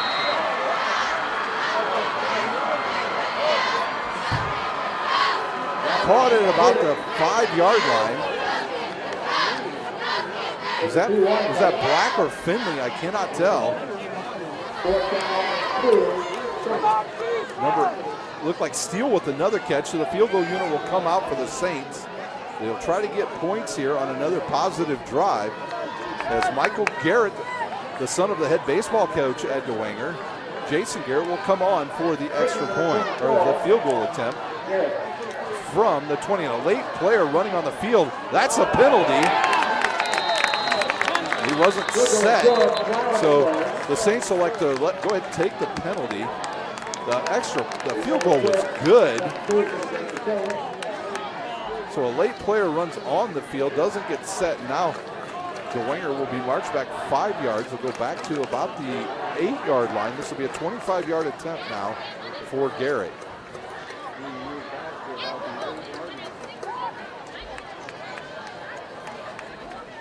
So Dwenger saves a timeout. That ball would have been good from about 40 yards.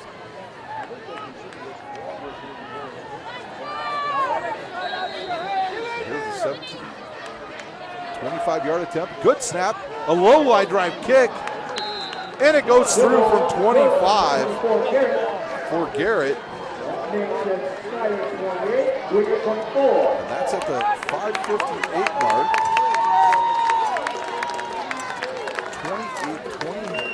28-24 the score here on SummitCitySports.com. We'll take a timeout. You're watching live high school football on SummitCitySports.com. Beautiful baby, you're sweeter than strawberry pie. Just like the morning, your smile brings the sunshine. The Parkview Family Birthing Centers, with everything you need for baby, plus birth planners, expert physicians, midwives, and more for you. I'm a Parkview mom. You can be too. Learn more at parkviewmom.com.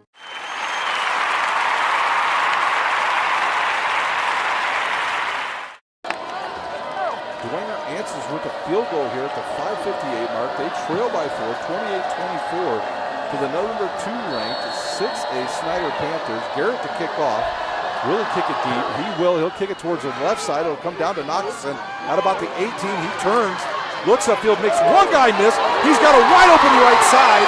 Got a couple players to beat. Still down the right side, knocked out of bounds into Dwenger territory at the 41-yard line.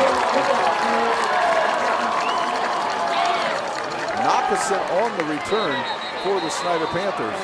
And we've got an injured player on the field over here right next to the Snider bench at about the 30-yard line. So they'll spot it at Dwenger's 41. And they'll quickly help up that's Christian Covington, who's down on the field again. He had a sprained ankle earlier in the season, so now they'll have to go with Anias Lockett, another very serviceable running back who's got nearly 500 yards on the season. See if they quickly tape up their do everything running back, Christian Covington. He hobbled to the bench, and now double tight ends. They'll bring Maxwell in motion. Here's the fake, and then an inside pitch to McCready, but right there is the Dwenger defense. Number 65 on the tackle. Tittman gets through the line, a loss of 2. So the Trainers taking a look at Covington as he's getting ready to get taped up here. Anias Lockett in the backfield. I mean, he's a good running back, just as fast as Covington and as powerful. 2 Two tight ends to the right, single running back to the backfield. Here's the snap, the fake, play action. He's got an open receiver. It's a screen that went back the other way to Lockett, and he had Garrett out there, the left tackle, Garrett Carroll out there. He doesn't come up with a block, but they get it back to about the line of scrimmage. Out will come McCready, and in comes Merriweather. 3rd and 9 for the Panthers from the Saints' 39-yard line. 4:52 remaining here in our third quarter. Maxwell knocks in a Merriweather, the wide receivers. They'll get set. And there's a blitz, and Hopper escapes out the right side. Can he get around one guy? He does. He's got enough for the first down and out of bounds at the 23-yard line is Michael Hopper. And that kind of looked like a complete quarterback run all the way as Hopper escapes a couple tackles and picks up the first down. Michael Hopper once again with his feet doing it for the Snider Panthers. They'll once again go a tight end on each side. Nias Lockett in the backfield has yet to get a carry. Here's the snap, the give to Lockett. He's in the middle, he gets through the middle, picks up about 5 and is taken down by about 7 different Saints right there. We'll see who gets up off the bottom of the pile.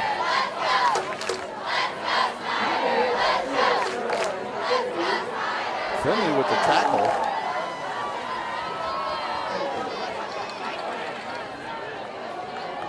Two double tight ends to the right side now. Here comes, and then a jump by the right tackle, Will Schwartz, or the right guard, jumps, and that'll be a 5-yard penalty. The Snider just picked up 5, and now they give it back. The first penalty really on the offensive line. There was a chop block earlier, so 2 penalties on the offensive line. 2nd and 10 from the Saints' 22-yard line. 4 minutes remaining here in our third quarter. Here comes Maxwell in motion. They'll fake to him. Hopper will keep it. Rolls right, cuts it back, picks up about 5 or 6. A nice play by Hopper on the read option play. And now you see some of the Dwenger players getting up a little bit slow from the pile. A lot of their offensive defensive linemen play both ways. In the game comes Bryson Reinig. They'll go the power I formation. Double tight ends right, a receiver to the top side with single coverage. Hopper now getting the signal. 2 yards to a first down. They'll turn, give it to Lockett. He stutter steps, runs over one guy and is inside the 10, and the first down to goal for the Panthers as they enter the Parkview Sports Medicine red zone once again. First and goal, 3 minutes here remain. The Panthers look to answer right back from the field goal from the Saints. Lockett in there now for the injured Covington. He's up and moving around now over by the bench area. Under center is Hopper. He'll turn a long give to the running back Lockett, who stutters and stutters and then is taken down by number 21 of the Saints.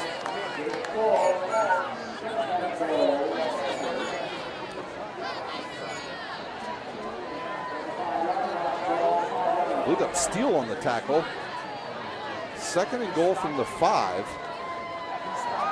Snider right up to the line quickly. They'll turn, give the ball to Lockett again. He'll stutter step, try to get back to the line of scrimmage, and he barely gets anything there. Clock ticks down to 2:30. We'll see if Hopper runs a read option here as they bunch everybody up in the middle. He's got the speed to get to the outside. 2nd and 2 from the 2. Will the Panthers gamble and go for it on 4th down? Or will they take a field goal and make it a 7-point game once again? Coach Tippett giving the signals to his senior quarterback, Michael Hopper. And he'll go back into the pistol formation. Here's the snap, some confusion by the defense. And he lunges towards the end zone. They're saying he's not in. And now Snider will run in a lot of beef. And here it comes. The big cats will come in. Lawrence Johnson and Zach McDowell, they will go into the backfield. And now, Covington comes up. He's ready to go. And now we've got a whole host of Snider Panthers. They'll give it to Kerry Perry. He stopped. He did not get there. They're stopped at the 1 yard. Carey Perry stopped at the 1 by the Dwenger defense. Wow, so nothing there for the Panthers on that drive. They started in Saints territory and get nothing. So the Saints will get the ball with 1:22 remaining here in the third quarter. 28-24 the score. So they had Covington ready to come back in. They elect to go to not even a running back on that play, Carey Perry. And now Populate getting on the field. And the Saints will start at their own 1 yard line. What a stand for the Dwenger defense. See what they will go with here.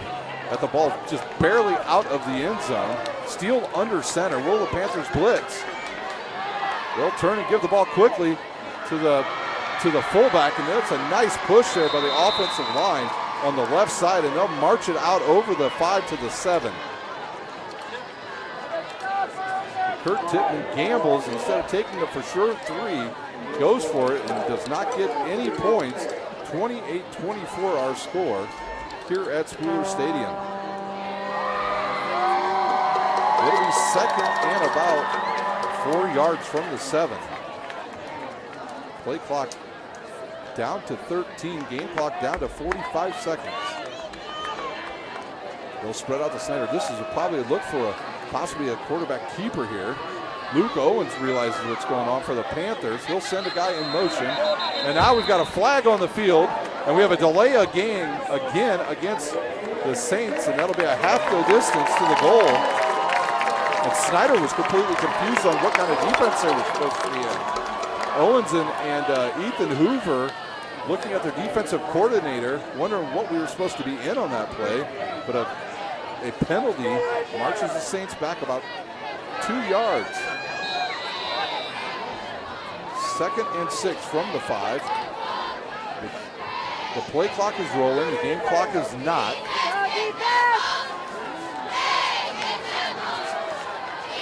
Tippmann in the backfield. Here's the snap. The fake. He'll roll to his right. O'Keefe looks, finds an open receiver, and it's good for a first down. And Ethan Hoover right there to take down the wide receiver. A nice play by the offensive line. So Keefe. That play goes to Eifert. Griffin Eifert on the catch. First down, Saints at their own 19. This will probably be our last play here of the third quarter. Trip receivers to the near side. Here's the snap, the give in the middle. And that will do it for our third quarter here at Spooler Stadium. So at the end of the 3, it's Snider 28, Bishop Dwenger 24. We'll take a timeout. You're watching live high school football on SummitCitySports.com. Friday Night Lights. Fort Wayne football from the comfort of your own home. Or when you're on the go. The same night the pigskin touches the end zone or is stopped dead in its tracks. 10 teams, 5 games, 1 website. SummitCitySports.com. Live streamed high school games, score updates, and news hub for all Fort Wayne athletics. Find us on Facebook, Twitter, YouTube, and SummitCitySports.com. How do you design one of the most advanced DRs in the country? At Parkview, we did it by focusing all our attention on you, the patient, by involving doctors and nurses in the design process, by creating quieter, more private spaces, and by leading the region in heart, stroke, and trauma care. This is not your typical emergency room. It's Parkview. In an emergency, isn't this where you'd rather be? Parkview, your partner in health.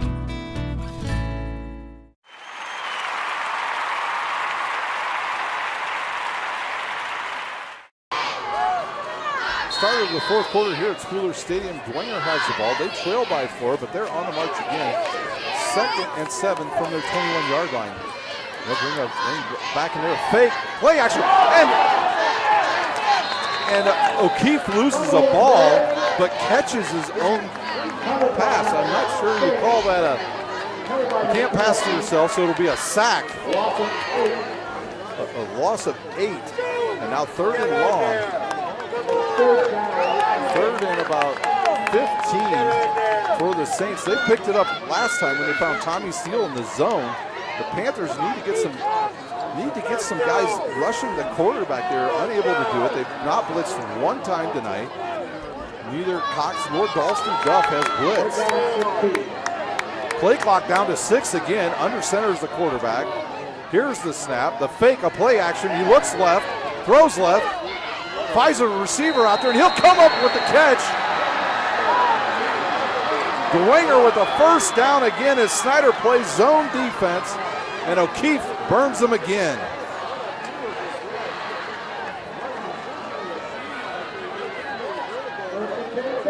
I believe that was number 49. A nice catch for the Saints. First down now. After the penalty, here's a keeper by the quarterback. He'll run and he'll be taken down by Zach McDowell after about a 1-yard pickup.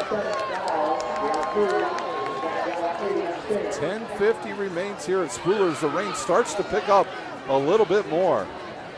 Snider had the ball at the 1-yard line and was unable to get it in. And Dwenger has marched from their 1 now out to their own 35-yard line.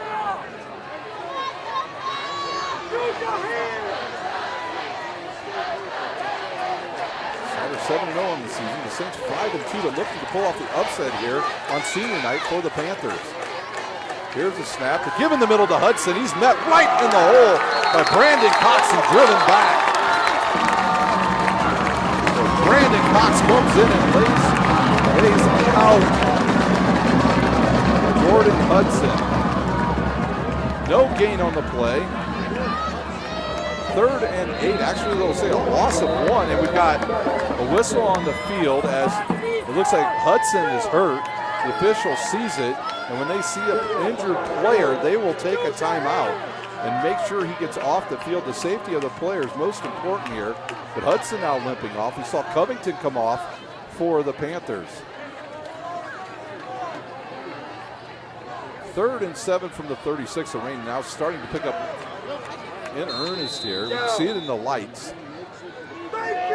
Big 3rd down here for the Dwenger Saints. Can they continue this drive? Trip receivers to the near side, 2 to the other side. O'Keefe in the backfield by himself. He'll bring a player in motion. He'll roll. Now he'll look up the throw. He'll turn. Can he get the first down? He's taken down short of the first down. Some pushing going on at the end of the play, and it's punt time now for the Saints. Garrett's last punt was returned for a touchdown by Ethan Hoover. So at the 9:20 mark, the Saints will have to punt the ball back to the Snider Panthers. And I'm sure the special teams coach has told Ethan Hoover here, if you have any doubts, young man, either let it roll or fair catch it. Lots for the fake here, 4th and 2. There's a snap, good snap. The rush is coming. And the ball off the side of the foot, and Hoover will fair catch it. Oh, he's hit. And it should be a penalty, and they don't call it. A late fair catch, and he's run into by one of the defensive players, and Snider will start at their own 30-yard line. Wow. Kind of bumped him there. Usually they make that call. They don't. And now with 8:53, the Panthers will take over in their own territory. Double tight ends to the right side. Single receivers. And Ananias Lockett, I believe, is back in the backfield once again for the Panthers. The snap, the give to Lockett right up the middle, and he's going to be taken down after about a 2-yard gain as the Saints try to strip the ball away. A pickup of about 2. Conservative now and try to just run the ball. That was actually Christian Covington on the run for the Panthers. Injured earlier in this quarter, in the 3rd quarter. Hopper will keep it and run to the right, sprint through a couple players, and he'll have a first down at the 45. And Simon Dellinger takes out 2 of the of the defensive players on the left side of the line, and that opens up a big hole for Hopper, and another first down for the Panthers. And they'll snap the ball quickly. Here's a fake. Oh, that's a hold. They don't call it. That's a hold. And I agree with the Snider coaching staff as Drew McCready comes out of the backfield and is held on the play, but no call by the officials. A boot pass once again to McCready, the same play he scored on earlier, as the defensive ends grabbed a hold of the tight end coming out. No call. 2nd and 10 from the Panthers. I'm surprised they went with a pass play on first down. And now Dwenger shows a blitz. Here comes the blitz. They'll give it to Covington. He breaks through one, and he'll have enough for the first down for the Snider Panthers. They get into Dwenger territory with 8 minutes remaining here in this game from Spooler Stadium. So they'll have to wait. Snider should not be in any hurry here.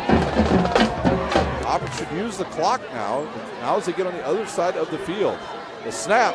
The give to Covington. He'll look into the middle.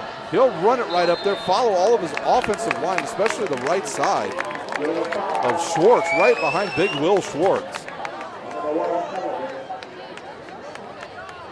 The Snider offensive line starting to take control here midway through our 4th quarter. Hopper again in the pistol formation. And here he goes once again. The snap, the give to his running back, Covington, and he'll pick up about 4 more yards and be about 2 yards shy of the first down. And it looks like we're going to bring in the big package again. Here comes the fullback, Bryson Reinig. The last 3 times he's come in, they've gone right with the ball. The big 3rd down now for the Panthers at the 34 of the Saints. Probably 4 down territory. As under center will go Hopper. He'll turn, give the ball to Covington, power to the, no, right there on the play is the Saints, and they stop him for a loss. McGarry on the tackle once again. So the Panthers will go for it on 4th and 3 from the 35. So they lose 2. And we'll see if Snider might let the play clock run all the way down and take a timeout. If they don't get it, they're going to give Dwenger a short field as the ball's at the 35. See if they take a timeout and run a read option play out of the timeout. Play clock all the way down to 10. Game clock under 6:20. And it looks like we'll have a timeout on the field as the Snider Panthers will take a timeout. We'll take a timeout. Snider leads 28-24 on SummitCitySports.com.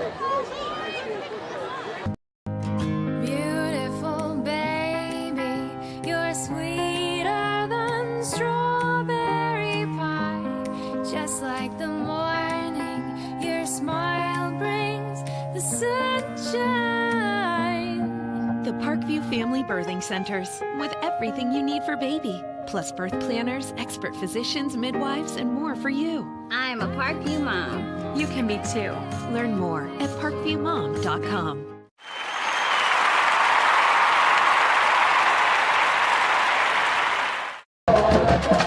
6:12 remains here in our game from Spooler Stadium. The Panthers lead 28-24. Here's the situation. It's 4th and 3. The Snider Panthers from the Saints 35. The Saints have stood on their head already once on a 4th down play in this half, and they stopped the Panthers at the 1. If the Panthers don't get this, they will give Bishop Dwenger great field position with less than 6 minutes to go in our game. The big package once again in for the Panthers. Covington in the backfield once again. See if they go a hard count here. Here's the snap to give to Covington. He'll run right, slips, falls down, and he'll be close to the first down as he slipped as he got close. And it looks like the Panthers are pointing towards a first down.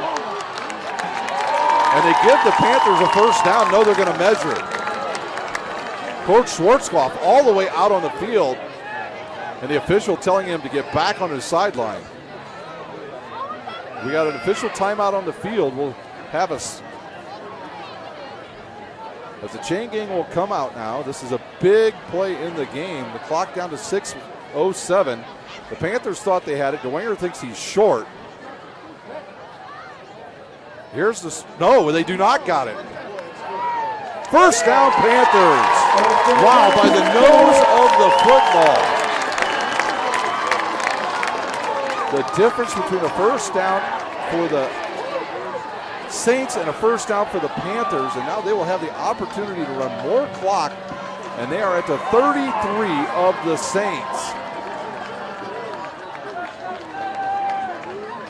Now Michael Hopper's got to realize he has to use the clock here. I would not snap these balls until at least 1 second on the play clock, maybe 2 to give yourself a chance. And Lawrence Johnson stays in the backfield. Here's the snap. The give to Covington. He's around the right side, finds a crease, and will pick up about 7 yards. Let's see if they leave Lawrence Johnson in. He'll stay in the game. And they also have big Zach McDowell in there as well. Only a short gain on that, about 4 yards. Looked like he picked up more than that. His knee was down. So they say only a gain of 4 on that play. Down to the 29 are the Snider Panthers.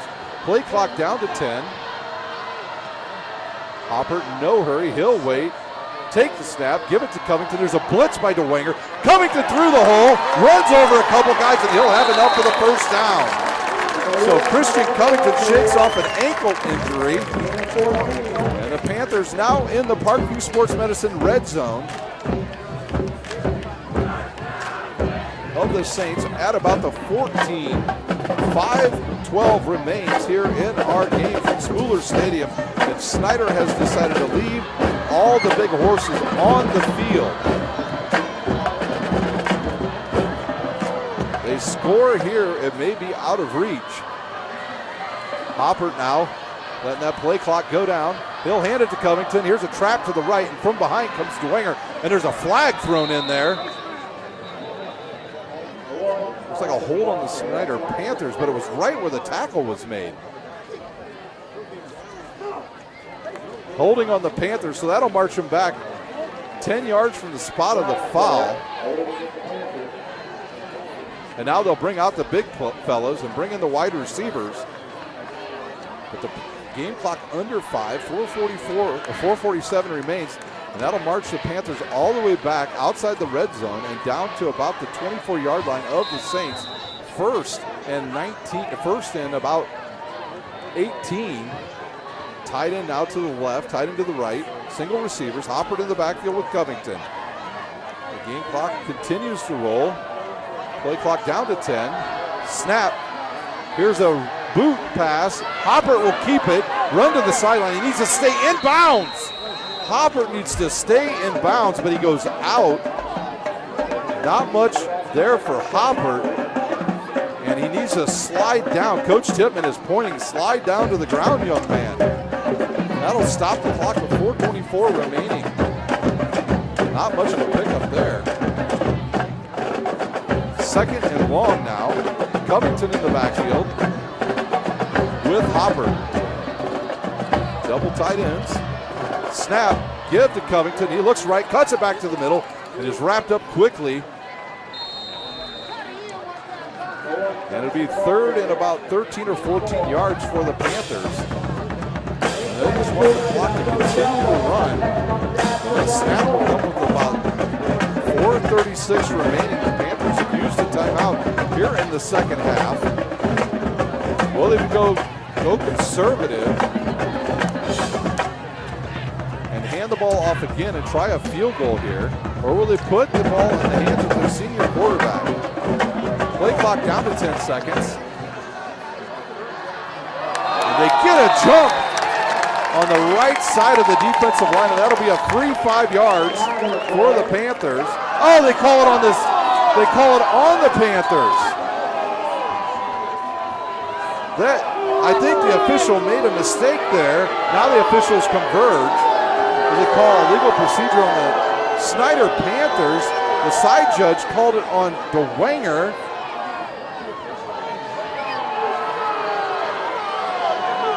They call a false start on the Snider offense, and that will march them back 5. The official making the call didn't even throw a flag.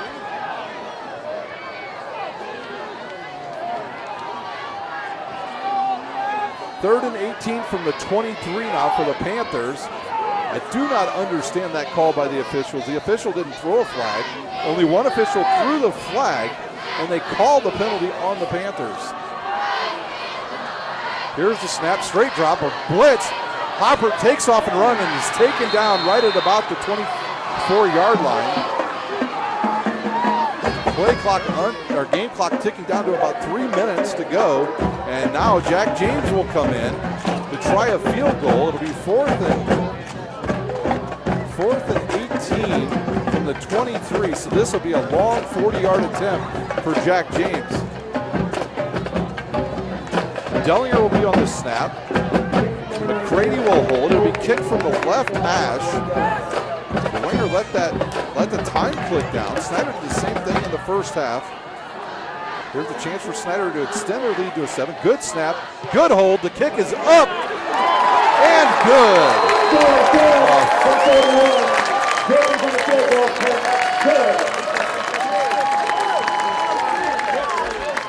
James kicks it.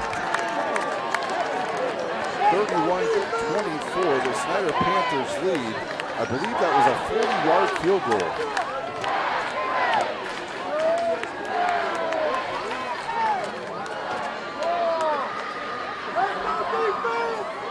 So the Panthers with a 7-point lead with 2:28 remaining here in our game from Spooler Stadium. Dwenger jumped out early in this game. They scored 21 unanswered points, and then Snider went on a run where they scored 28 unanswered points.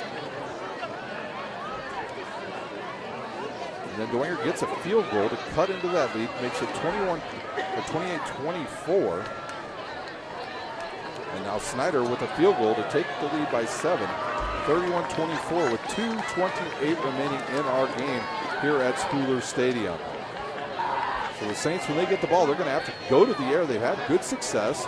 O'Keefe has been able to find mainly Tommy Steele in this game.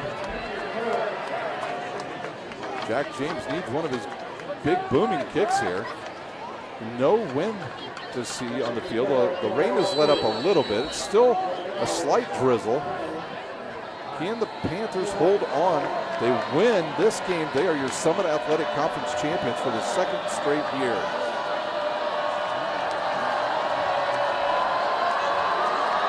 Here's a run up the kick. It's sent down the right side. Will come down inside the 5. And up the middle comes the running, or the kickoff returner, and he'll get out to about the 27-yard line.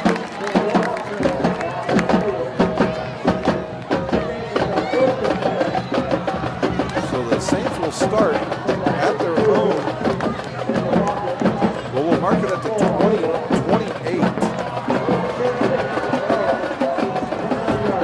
29-yard line now, they're going to call it. So 71 yards to pay dirt, and to tie it up are the Saints. Last week they came from behind and beat the Bishop Lures Knights on a field goal at the end of the game. So they'll put 2 receivers to the near side, 1 to the top side. O'Keefe in the backfield with a running back. So they'll go max protection. He'll roll to his left. He'll run it. Remember, the clock stops on first downs, and he'll pick it up with 2:15 remaining here. Here's a flag on the field. And it looks like one of the Snider players is pointing at. And it looks like, I'm not sure, I saw a Snider player point the other way, but who knows with these officials. Dwenger saying it's on Snider. Unsportsmanlike on Snider. And that'll be a 15-yard penalty.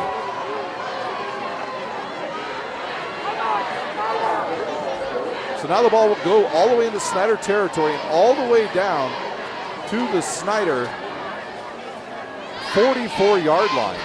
So big penalty against the Panthers, and the play clock will start. The game clock starts. 2:12 remains here in our game. Trip receivers to the near side. Can O'Keefe lead them on a two-minute drive? They'll hand it up the middle. Quickly stuffed there by the Panthers, and Dwenger is going to have to probably use a timeout. They'll elect not to use a timeout. The game clock and play clock are running down to 1:59, and the Saints are going to a huddle.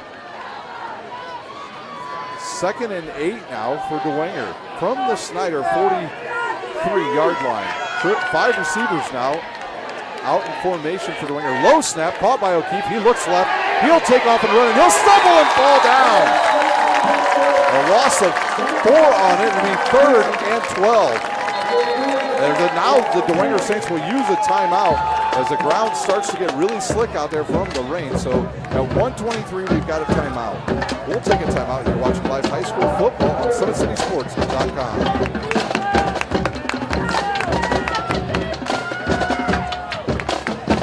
How do you design one of the most advanced ERs in the country? At Parkview, we did it by focusing all our attention on you, the patient, by involving doctors and nurses in the design process, by creating quieter, more private spaces, and by leading the region in heart, stroke, and trauma care. This is not your typical emergency room. It's Parkview. In an emergency, isn't this where you'd rather be? Parkview, your partner in health.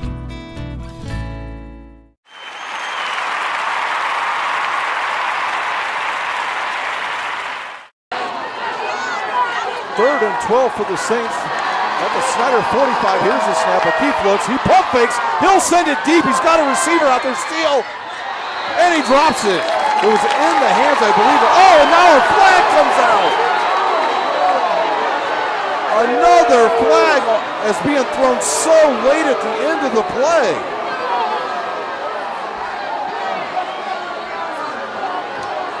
I'm not sure who. It's got to be on Snider. And now the coaches of the Snider staff are just beyond themselves. That flag came in so far behind the play. And it'll be a 1st down now. It'll be a 15-yard penalty, and that'll give Dwenger enough for a 1st down. 1st down with 1:16 remaining at the Snider 31-yard line. So O'Keefe takes a shot deep. It was a good pass right on target, too. O'Keefe can throw that nice deep fade pass very well. Now they'll have 2 running backs in the backfield, Hudson and Chip Clark. Here's the snap. They'll give it to Hudson. He'll roll, run to the right, find some open areas, and then is dragged down over there. But Hudson's slow to get up once again, and he runs over one of his own players who's slow to get up. But game clock down to 1 minute. And that will stop the clock with 1 minute remaining here in our game from Spooler Stadium. The 2nd time Hudson's been down. And do they charge the Saints with a I don't believe they charge the Saints with a timeout.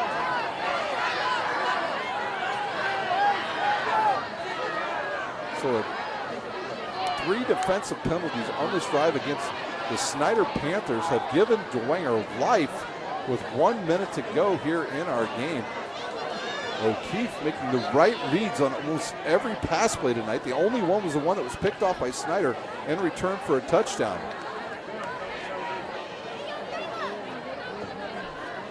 Hudson on the ground, still for the Saints.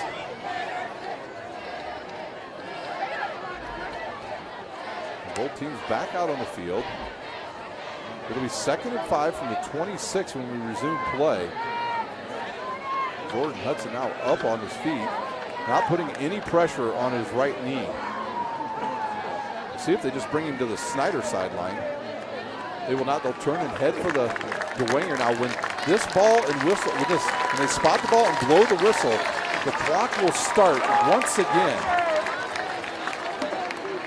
They'll have trip receivers to the top side. Will Dwenger run to the near side. Chip Clark in the backfield with his quarterback. O'Keefe.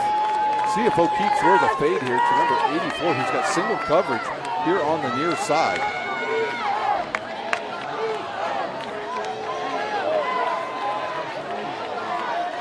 Still helping the Dwenger player off, Hudson. He looks to be done for the night. As soon as they blow the whistle, we'll start play. And here we go again. Clock under 1 minute. Here's the snap. He'll roll left to O'Keefe. He'll roll, he'll look, and then defense comes up. He finds a wide open receiver and he catches it for the point. The touchdown. Tommy Steele.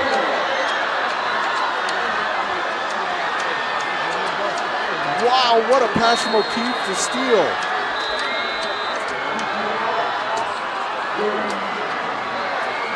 A 26-yard touchdown, and now Dwenger can tie it up or go for the win. Bad coverage again as Snider sat in that zone defense, and O'Keefe finds a wide open Tommy Steele for the touchdown to give the Saints the touchdown, and they trail by 1. Will they play for overtime, or will they go for 2?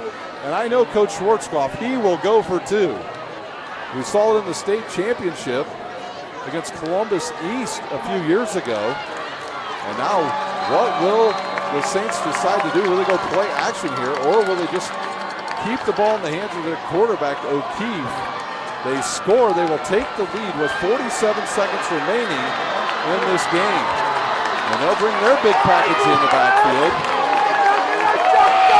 In the back is Tippmann with 2 defensive linemen in there. There's a false start by Dwenger. And they moved. Dwenger moved on that play. And now we'll see if they scrap that and go for 1. It looks like a timeout, the last timeout by the Saints. It looked like somebody on the right side moved there for the Saints. That'll move it back 5. And I believe Dwenger may elect right here to go just for the extra point and move to overtime. Yeah, they'll change it up. I think I see Garrett coming in there now. Nope. I'm trying to take a look here. Did I see Michael Garrett come into that formation? Huddle over there.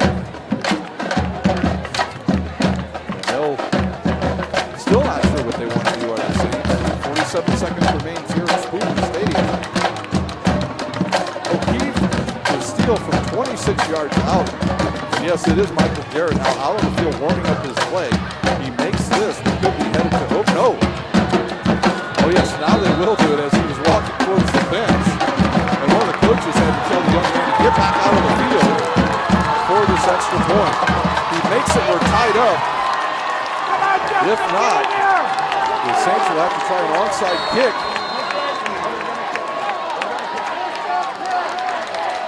Garrett to tie it. Snap is good. The kick is up. It's up. And it's good. We are tied up 31-31. So the Panthers now will have to do something with 47 seconds remaining here in our game. You're watching live high school football on SummitCitySports.com.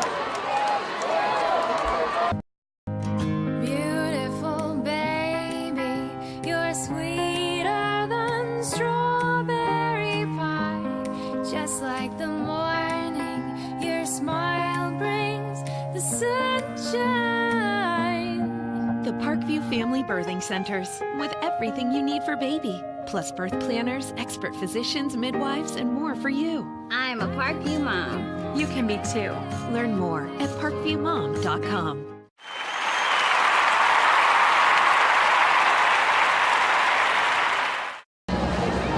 47 seconds remain here in our game.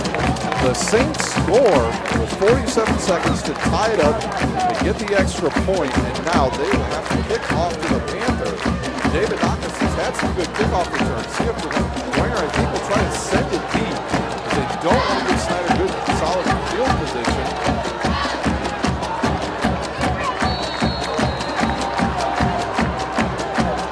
Now Garrett will kick off for the Saints. Really, to go onside here, they'll kick it right down the middle. They'll go to the left side, it'll go out of bounds, and the Saints will have it at their 30, or Panthers will have it at their own 35 with 47 seconds remaining, so no time went off the clock there. The Panthers have 2 timeouts to work with. They've got a good field goal kicker. They need to pick up about 45, maybe even 50 yards to get in range. They can still run the ball here or even go with some screen passes. See if they have a play drawn up they haven't shown this year. Covington will go into the backfield. The wide receivers will be Merriweather, Knockason, and Maxwell. Double tight, actually a single tight end. Snider doesn't get anything on this, but I think they will just elect to let the clock run out. Here's a snap. And a draw right up the middle goes Hopper. He's around one player, and he'll have enough for the first down. The clock will stop with 39 seconds remaining. The ball's at the 45. So now they need to pick up about 25 to 30 more yards. They'll start the clock as soon as they blow the whistle. Snap, straight route back. He'll look, throw down the middle, two defenders. Caught by Merriweather for the Panthers, and they're inside the red zone as Merriweather beats the defender, and 28 seconds remain. And now the Panthers in business inside the Parkview Sports Medicine red zone. Once again, Dwenger has no timeouts left. And he'll give the ball to Covington. Here's the snap to give to Covington. He'll run to the right, cut up the middle, and he'll have enough for about a 3-yard gain. 19 seconds remains. Timeout Snider. They have one left. Merriweather with a huge catch for the Snider Panthers. He runs a deep post pattern. It splits the safety and the corner and makes the play of the night thus far for the Snider Panthers. The senior quarterback with senior leadership on senior night does it for the Panthers with a huge pitching catch. The ball is spotted at the 11. It's going to be a 28-yard field goal attempt. Wow, what a game we have had here, ladies and gentlemen. We are tied up with just 19 seconds remaining. Snider on a big strike just a moment ago, and now Snider will bring in the bid package once again. Oh, they'll spread it out. The only tight end on the field looks like McCready, and he'll be in the backfield. And Dwenger will be out there as well. Double tight ends to the right side. Pistol formation again. Play clock down to 15. Hopper taking his time. Gets his offensive line set. Here's somebody in the backfield, and he goes forward early. Covington up the middle. The piles push, and he needs to go down, and there's a whistle. So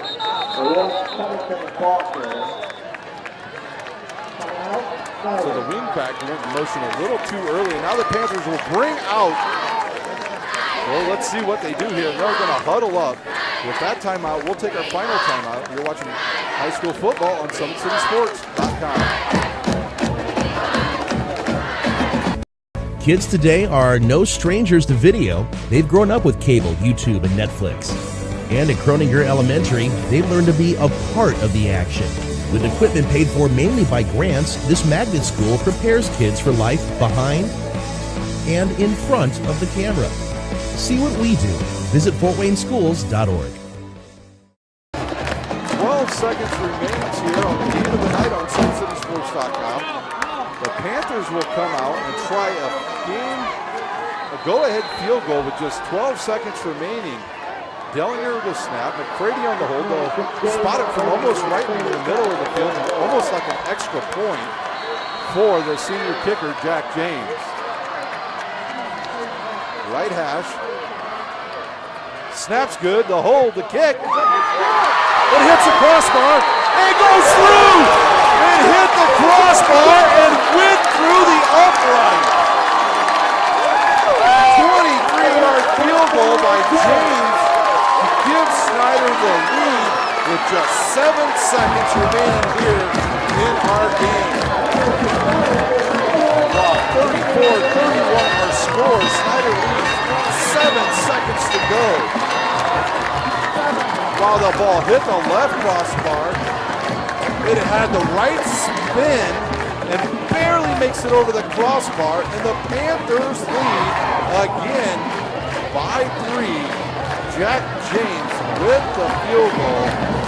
Wow, everybody's heart just about fell on the ground there for the Panthers. That ball looked like it was through all the way, drifted left, hit the upright, corkscrewed through.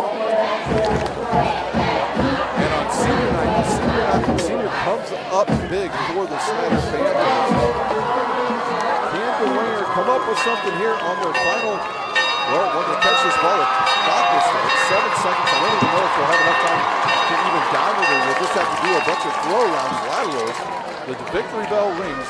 Snider was 7 minutes away from claiming their second straight Summit Athletic Conference game, their second straight Summit Athletic Conference title, and they will extend their win streak to 18 straight games in the Summit Athletic Conference. Their last loss to this very Saints team in 2015 on October the 9th. What a game, the game of the year in the SAC by far this year. I'm sure the coaches told him to kick this ball inbounds. He'll pooch it forward and quickly be picked up by the Saints. They'll run back to the right. They'll ladder it, and now they'll give it up. The ball still being lateraled.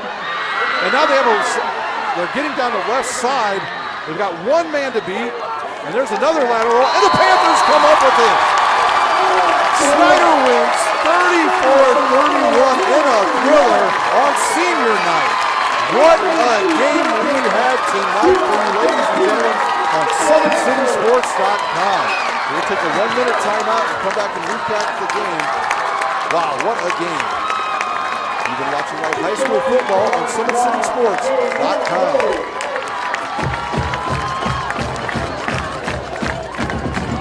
How do you design one of the most advanced ERs in the country? At Parkview, we did it by focusing all our attention on you, the patient, by involving doctors and nurses in the design process, by creating quieter, more private spaces, and by leading the region in heart, stroke, and trauma care. This is not your typical emergency room. It's Parkview. In an emergency, isn't this where you'd rather be? Parkview, your partner in health.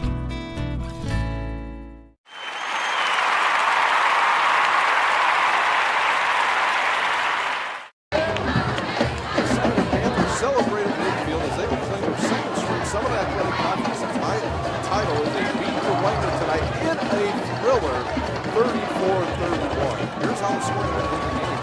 Dwenger on top right away. The 5 yards out, the 7:05. The extra point good, 7-0.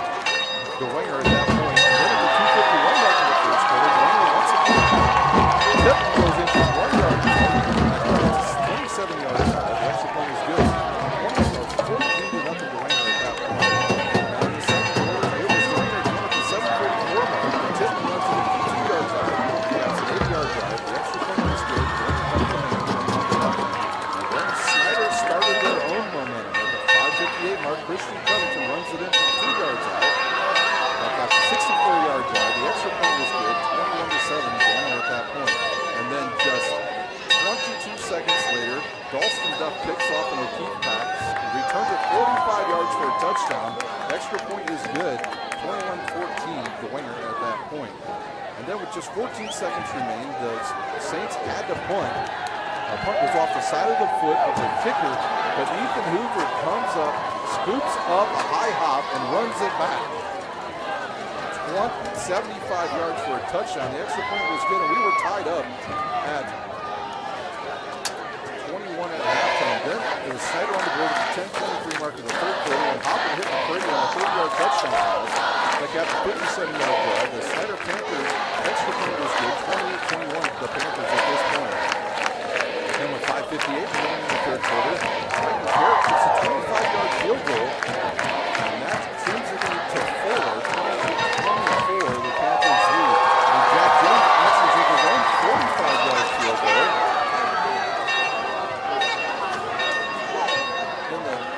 In the third quarter, and then the Panthers took a 31-24 lead at that point. And then with just 2:28 remaining in the game, O'Keefe hit Steele from 26 yards out. That caps a 71-yard drive. They kicked the extra point. Interesting, they were going to go for two. Lineman jumped off, so they kicked the extra point. And they were tied with just about 47 seconds remaining in the game. And then they kicked it out. They kicked it out of bounds, which meant no time went off the clock to the Saints. Snider has the ball at their own 35. They have a quarterback draw to Michael Hopper. He gets a first down. And then he hits Merriweather on a huge pass on senior night. And the ball was all the way down inside the red zone. And then with just 7 seconds remaining, Jack James kicks a 23-yard field goal, which ricochets off the left upright and bounces through. And the Panthers will hold on to win tonight, 34-31. Wow, what a game we have here. The Panthers, your Summit Athletic Conference champions for the second straight year. That will do it here from Spooler Stadium. You've been watching live high school football on SummitCitySports.com.